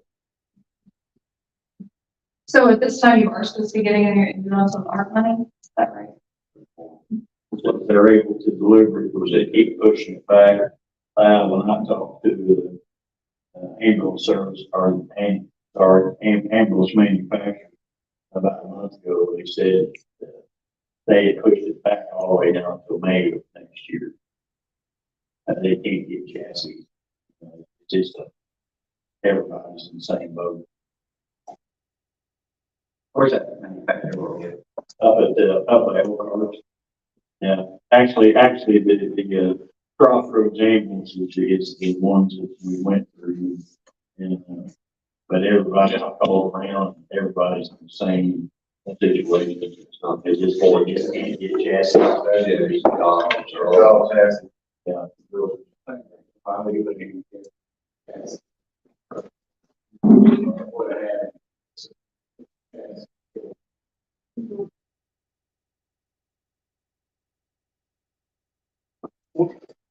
I'm good, dear. We need to make a correction. And this is my fault too. I should have remembered this. Michelle reminded me. This amount has been set, so we can't increase it. So on this $3,000 that you wanted additional here on collections, that on our sheet says 0, we're gonna have to do a little shell game here. I would suggest we just take that out of truck purchase. Make truck purchase 22,000. And you say in addition to 4,000, or I was gonna take it down 3,000 on that. Basically, Tony, when we publish the budget, like what's on here right now, Right. we can't increase the total amount. So like if you're adding $3,000 back in, even though it's reducing by 1,000, if you're adding it back in, they'll have to take it from another line. Okay. I understand you. So make note of that and drop that truck purchase to 22,000 and then pencil in your 3,000 on collection. Did say that. And the money's the same. Really? I do have a question about the training fund, but no, we talked about that at the last meeting. Was it different? We have to spend money on the training fund this year, correct? Or the training fund? Yeah. You've had training this year? Yeah. And then what, do you have a balance on the training fund? No, I don't know if I've got a balance on that. Maybe not, probably figure that stuff. Is that what we're looking at, the 1011? Got me on here, just let me look. I've got that many pictures that I kind of go through. Your people along the name? That's how I've got the, It's on page 64. I don't have the actual, what we spent out on the training fund. Not. They do. We budgeted On page 64, that's the question here. Apparently, out of all 1, 2, 3, 4 funds, you were asking for $18,500. And out of all 4 of those funds, there's only $3,588 balance. So you've already spent over $15,000 of those 4 funds. Is that going to be enough to get you through, or are you not going to have any more training, or? With the supply? I don't know where that, I don't know, I haven't spent that. Well, this is the training fund, right? So like any revenues that you collect from training, Comes into that. yes. And there's only a balance in there of 3,558. So we basically can't spend more than what's in there. I think this is where, I don't know about it. I think this is where I had a conversation with Kyrie Davis before Tony got the office. That training fund was originally set up was for training more the EMS. The building security on that is for our communication for our employees. For those of you that ain't aware, paramedic DPs, advanced DPs are all required recertification for an X amount of hours every year. Yep, by that. Because, That's not how, when Nick was here, that's not how it was. it may not be. I know originally when you set it up, that's what that account was for, and then when they done the training institute, you are probably correct, because they tried to run that as a business. Yeah, so this fund was created for the 2021 budget. My recommendation was whenever I took over the month, when Tony got it, was revert that back and put it in the budget, because with what Scott County does over there, they got that paramedic program. You only get so many EMT people out there now that want to do it. There's no money in a training hero trying to make money. All you do with the training hero is to try to improve your own, help train our police, help train our car, train our own people. It's taking. You guys aren't gonna be holding classes anymore, We're going for that. to be putting on another EMT class here next month. We're starting to get some interest. We have beat up the bushes so hard the last 2.5 years that there's nobody left. Nick went over there, they beat the bushes over there, beat the bushes over here. We beat the bushes over there, we beat the bushes over here. Between them and us, I think we had 9 EMT courses in the course of 2 years. There's just not nobody left out there. We've done EMR classes, EMT classes, NACE classes. They're even having problems over there with their training institute trying to get people to do classes now. They're doing classes with just 4 or 5 people. But we're looking to maybe get another EMT class here in the next couple of months, couple of fall. There's a little bit of interest out there. There's things we're looking at, maybe groups of people out there to come to work for us. Because I know in the past, they had it set up to where I know Steve Young, I think was your director out there for that.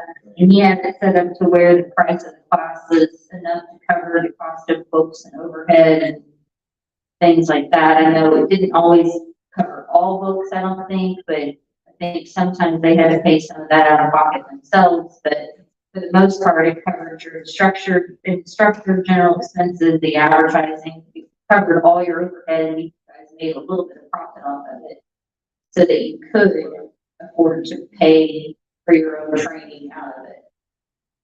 I don't think we ever really got, we may have for 1 year, maybe got to that point where it helped cover training for our, it's not, from what I've been seeing the last 1.5, 2 years, it's not been the case. It probably was the first year, but, especially at that point, Scott County was having some issues over there. They wasn't doing the training we were doing over here, so both facilities trying to grab everybody is.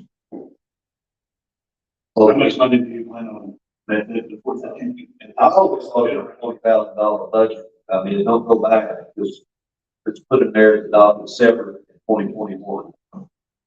Back, we can generate $20,000 of income, and that it's hard to budget $20,000. So Ben was here, I've always thought Ben had $20,000 set up outside that was in the budget, just as our budget, it wasn't separating out of training. I think that, don't hold me to it, I don't know, but I do know money was set aside, so I was one of the ones benefiting from it, that I had signed a contract with, and our budget said need to training for the paramedics. Sign a contract, To pay my paramedic plan. The idea of it originally being set up was that eventually we become self-sustaining department. Every you hold the classes, you charge enough to make money off of them, and then every year you can take this down a little bit more, a little bit more. You might have 2, 3, 4 years where you've got to have the same amount just to keep it going, but then eventually it gets to where you're not really asking for anything because it's self-sufficient. You know, just not enough people out there to do that. But there's not. There was, but there's not no more. We will not be able to have the, $18,000 budget for it if there's only a little over $3,000. So we need to know how much money you guys think you're going to be bringing in, because that's what you can spend on it. Because it's revenue generating itself. So you spend the money that it brings in.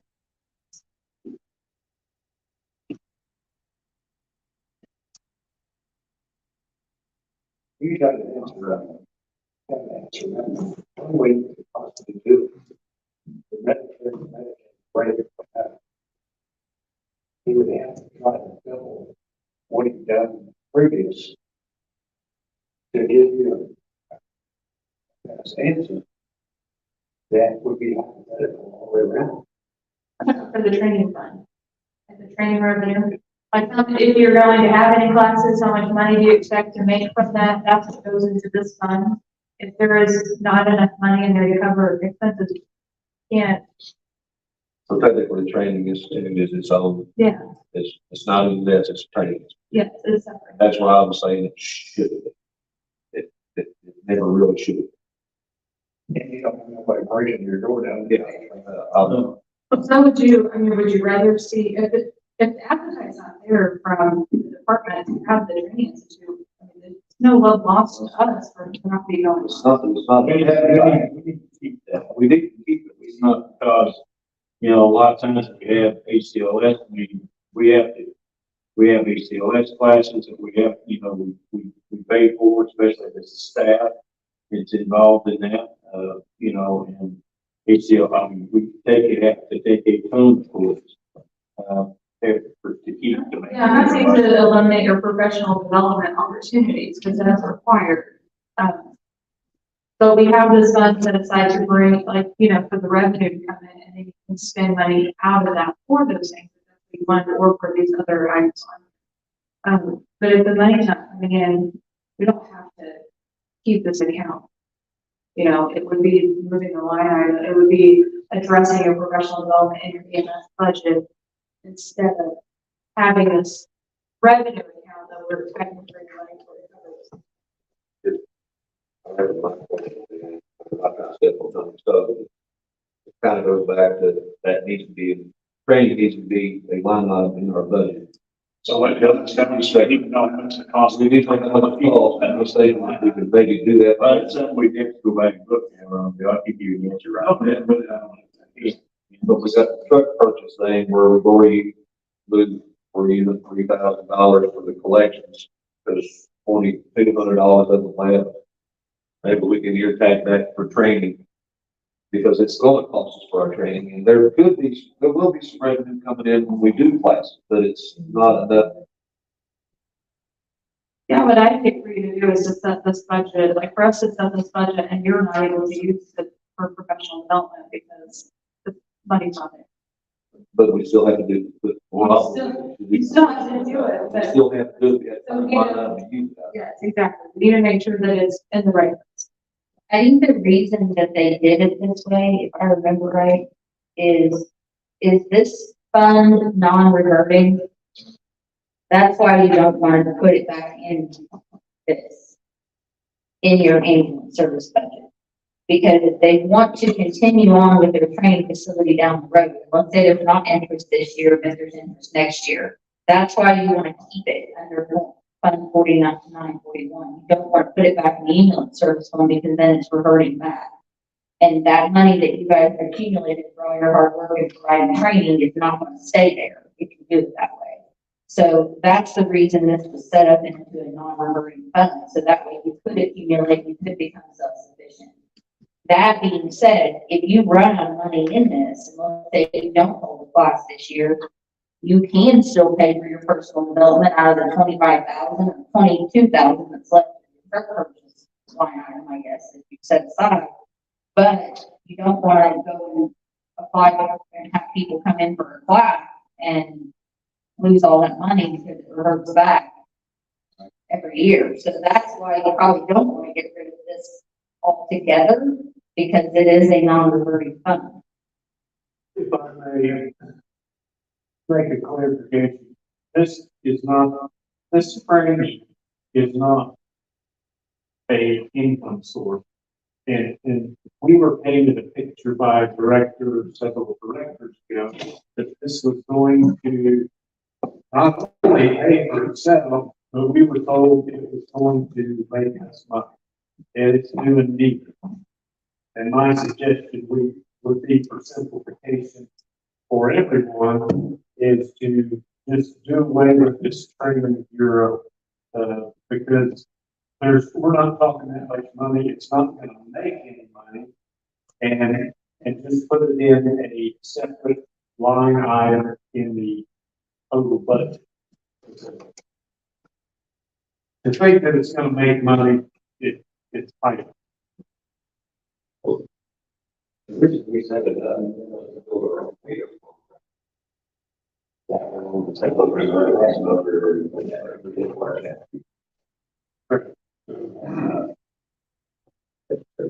What are you going to do?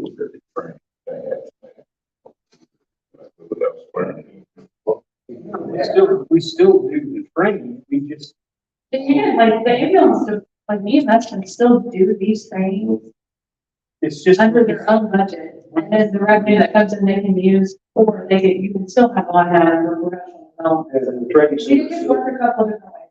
the training center is still there, it's regulated with state, we're actually state with training. It's not like it's gonna go away.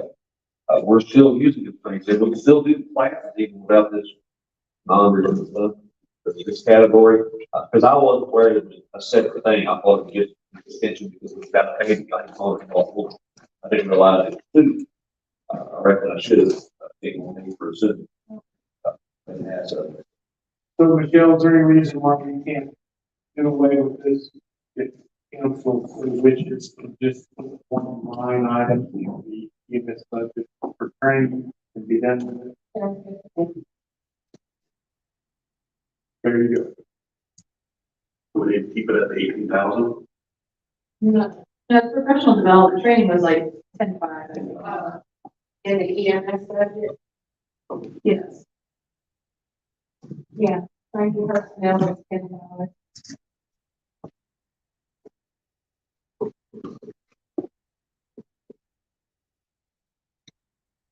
Now, Michelle, like close out that fund, can they use the rest of that money for professional development? Basically zero.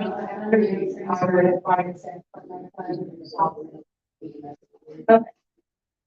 That's it. which is the way that would work better anyway, do it. Well, I just wanted to look around the room and see how the council feels about eliminating the training fund. It doesn't eliminate the training institute, but it does eliminate this. We go in where on. I imagine Michelle, when I'm looking at the EMS budget, will likely put that 10.5 truck purchase. With the truck park. We'll take it out of the funds for the truck purchase and have a new line item for professional development. Is that the right category, professional development or continuing education? Training. Just market as training. Training, okay. It's what it used to be, I don't, but they have to enjoy this part. Right. I like the term professional development better, Okay. yeah, so I like, there you go. All right, Michelle, if you don't mind, our professional development line item and then take some of the funds out of the trust purchase, 10.5. Was that sufficient last year, 10.5? 10,500. Yeah, it would be. That's what I was asking, if you want to confirm that. That's hard enough for us. So, in Because I was a little bit more critical of last year's numbers, what Tony was, that would cover our professional development to our employees. And then we do have classes, we know what the class people we gotta have to be able to make a break even, pay for our instructors. Little packet, we'll talk about it. It's okay. okay. It sounds like that might make it simpler for you too. And that way, if you do need to come to us, like say the training institute takes off in like a year or 2 years, we were able to create this fund for that reason, so we can recreate something like that.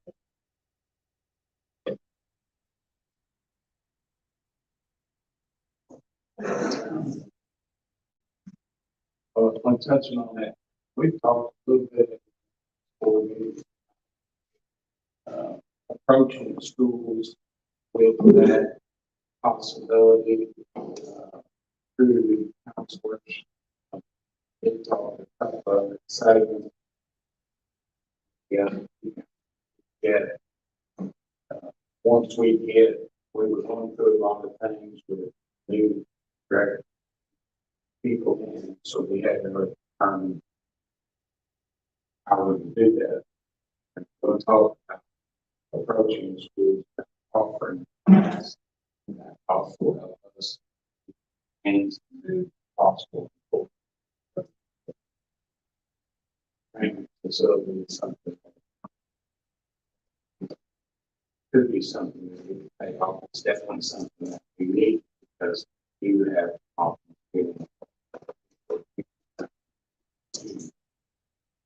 Some of these guys place that are moving on.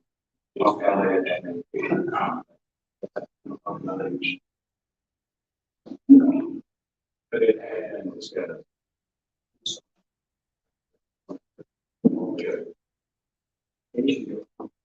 Yeah, and so be more serious. With that, I'll open up to the council and questions for final thoughts. It's kind of hidden in the budget. The on-call, you'll notice it went up. That's, 10701. It's currently $3.15. That's not enough. So included in the budget is a $5 per hour. They raised it $1.85 over the current rate. And this is not a want, it's a necessity. And we'll tell you why. Incident, you remember that accident? In the road 60 here a few weeks ago. Could have been a lot worse. Had it not been for the fact that those people who lived right there in the houses, hoping to take those from the burning pig. That weekend, that particular weekend, there was a little difficulty finding on-call. I think one paramedic was out on another run out of the county, and the other one was ill or something, couldn't make it. Mike, he put the call out, and he was able to get a paramedic there in another truck who wasn't even on the call. She just heard about the situation, was concerned, and then Mike went down there himself and took care of business. But this on-call thing, I've spoken to several of the EMTs out there myself and asked them if it would make a difference. Would they be more likely to want to work on call if we raised it to $5? And they said most definitely that would help. So that's in the budget, but this is something that would need to be voted on by the council. So I assume if you go along with it, your next whatever you decide to do, you may do it this very late time. We can take action on it today, but that's something that, and Tony did bring it to our attention. Yeah. That's not. Didn't want you to forget that. The current rate is what? $3.15. Want to make it, we want to decrease that in the budget, we put in there for a $5 increase, a total of $5. We still. Hypothetically speaking, you have two on calls.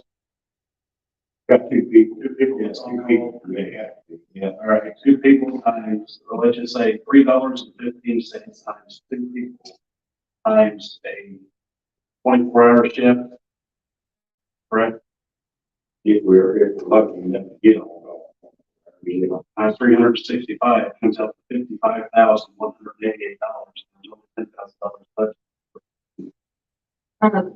It's like we had, we're talking about the last year? Or this year? Last year. Last year. So that's last year at $3.15. It was up, then you take $5, and hypothetical means they're gonna get called in, so they go off the on-call, but then they go on regular call. They get their regular salary.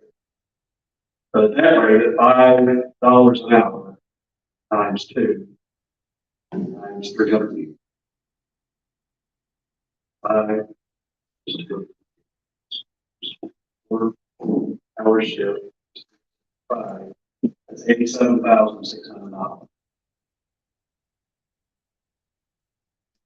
The hypothetical situation is they don't get called in. So that's the maximum amount that we would spend if they didn't get called in. You're at 365 days. 365 days, yeah. Yeah, that's happening all, that's happening one 24-hour shift, two people on call, or one 24-hour shift every day of the year. At $5. Do you think that's being accounted for in a different line item, Michelle?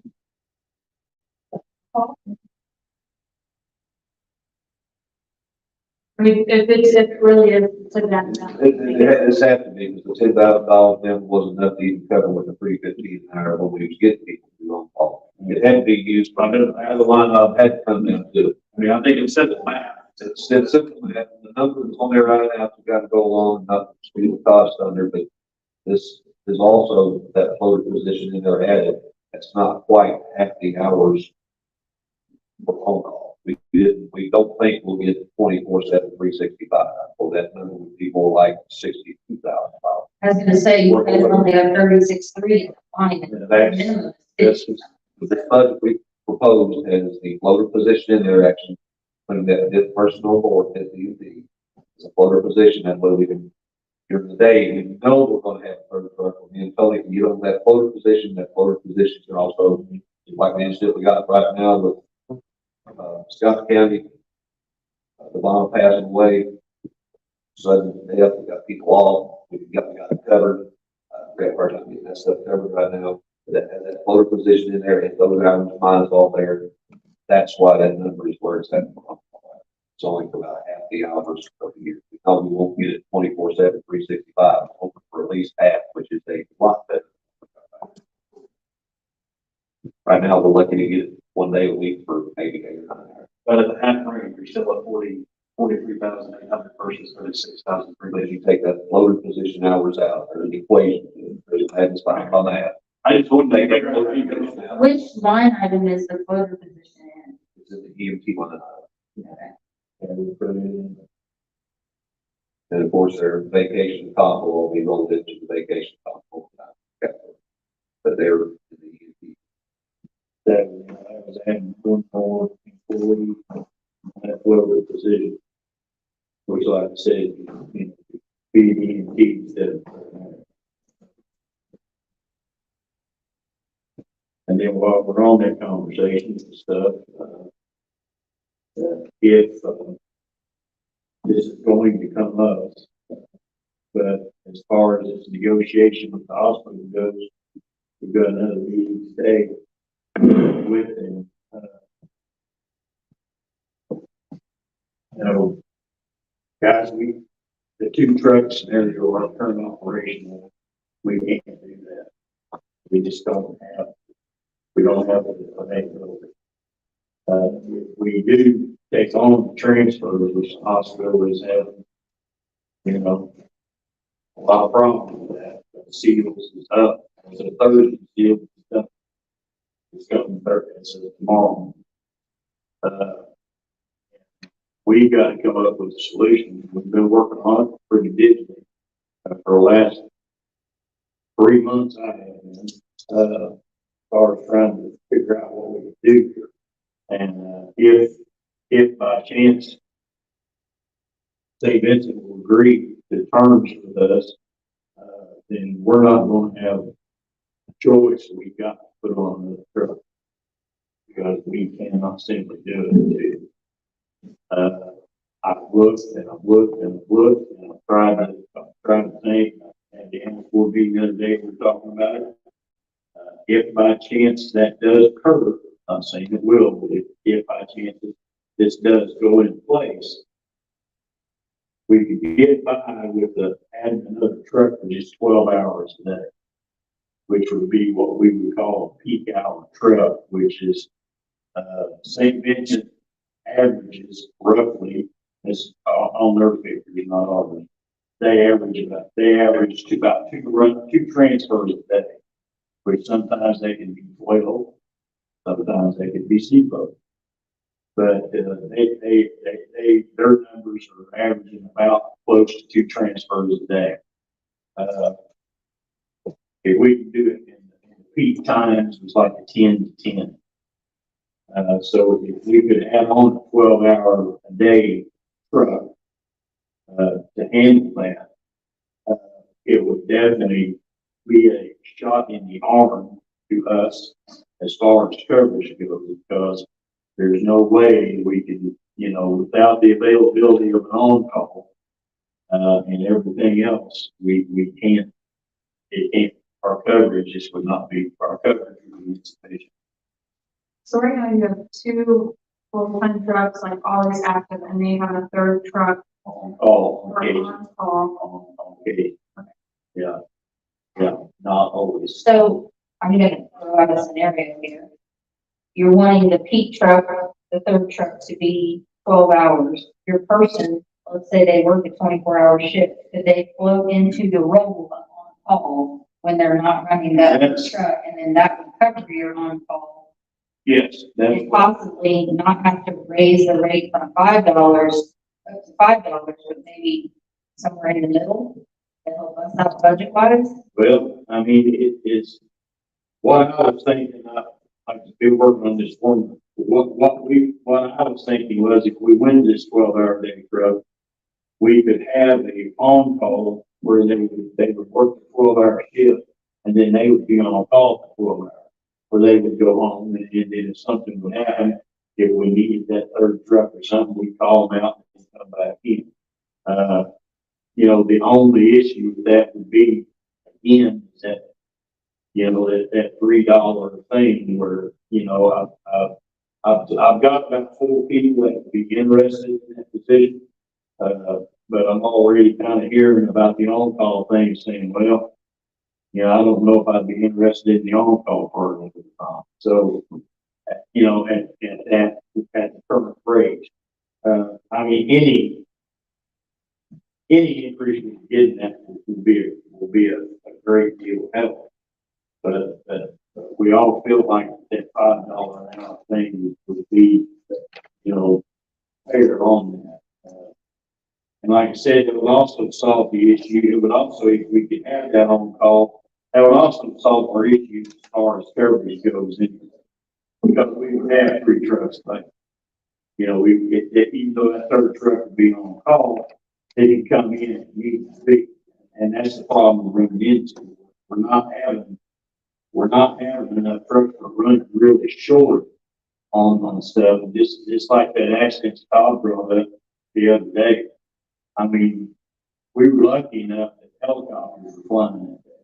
If the helicopters hadn't been flying that day, we'd have been in a world of hurt. Because we had multiple patients, we had 1 truck. And that was it. It's, of course, there's always a situation you could have 10 ambulances and need an 11. I understand that. But, I know we have to just go with what we can try to go with. But that would definitely solve a lot of our issues as far as coverage goes if we could do that. It would be a greatly would. And like I said, if we can bring it up, we all talk about this now, if we get these transfers, that's going to increase that's going to increase it'll help offset the cost of that third truck if we have to put it on. But in all fairness, most of that's break even. Most of it, yeah. Are you I mean, it's not voucher gonna be for those transfers? hard. Are you guys negotiating a voucher rate with the hospital for those transfers? Are you at a position in that negotiation that you can publicly say what that amount is gonna be? Just kind of an FYI, our cost. We got the line item all broke out. Cost, added cost to the budget would be $348,248. Projected income would be $367,000. I'm going to make a suggestion. I'm not on your negotiation meetings, but you mentioned earlier that it costs you XYZ dollars per run. My advice to you all is don't ask for less than that. Okay. I do have one more thing to follow up on that, and we're getting close to lunch break here. But, is there any possibility that does build in 8 hours of overtime from 12-hour shifts? Is there any possibility to do it? That is not. Total of 8. The total of, 8 employee hours. So they would work 84 hours instead of 9. Could it not be a possibility to do it like a 10-hour shift with that, a 14-hour on-call shift to follow with it? Or But the whole cost here, you would, your medic costs for 24, for 12-hour peak truck, the whole year, your whole overtime costs for that, 4 hours a week is only $2,094 for both training for a paramedic. So you got $4,200 for 2 paramedics. You got $1,591 overtime for an EMT, so you're running $3,000. We're only looking at $70,000. I mean, I know it's $7,000 or $8,000. Well, that's $7,000 is the fact that we're, That gives us our cover the fact that we need that 12 hours. So Tony and Mike, you all have been so helpful, so thank you for providing all this information, and the figures certainly make a difference in the conversation. You said you have a meeting this afternoon, we might need to call you back in this afternoon to have some more discussion. Can you work with Michelle based on your availability to be able to come back in and answer some questions? Our meeting's not until 4:30. Oh. Take that after the- Oh, Yeah. we'll be. Tomorrow. Okay. We will. They can't come back. If we want answers about what the hospital. Then we'll be able to- Well, that would be true, whether that's true. I think there might be a couple other things. The rates on part of the Okay, we'll reconvene after lunch, talk to Michelle, see what makes most sense, whether it be this afternoon or tomorrow. Thank you guys for your time. All right, with that, we'll break for lunch. Please be back by 1:30.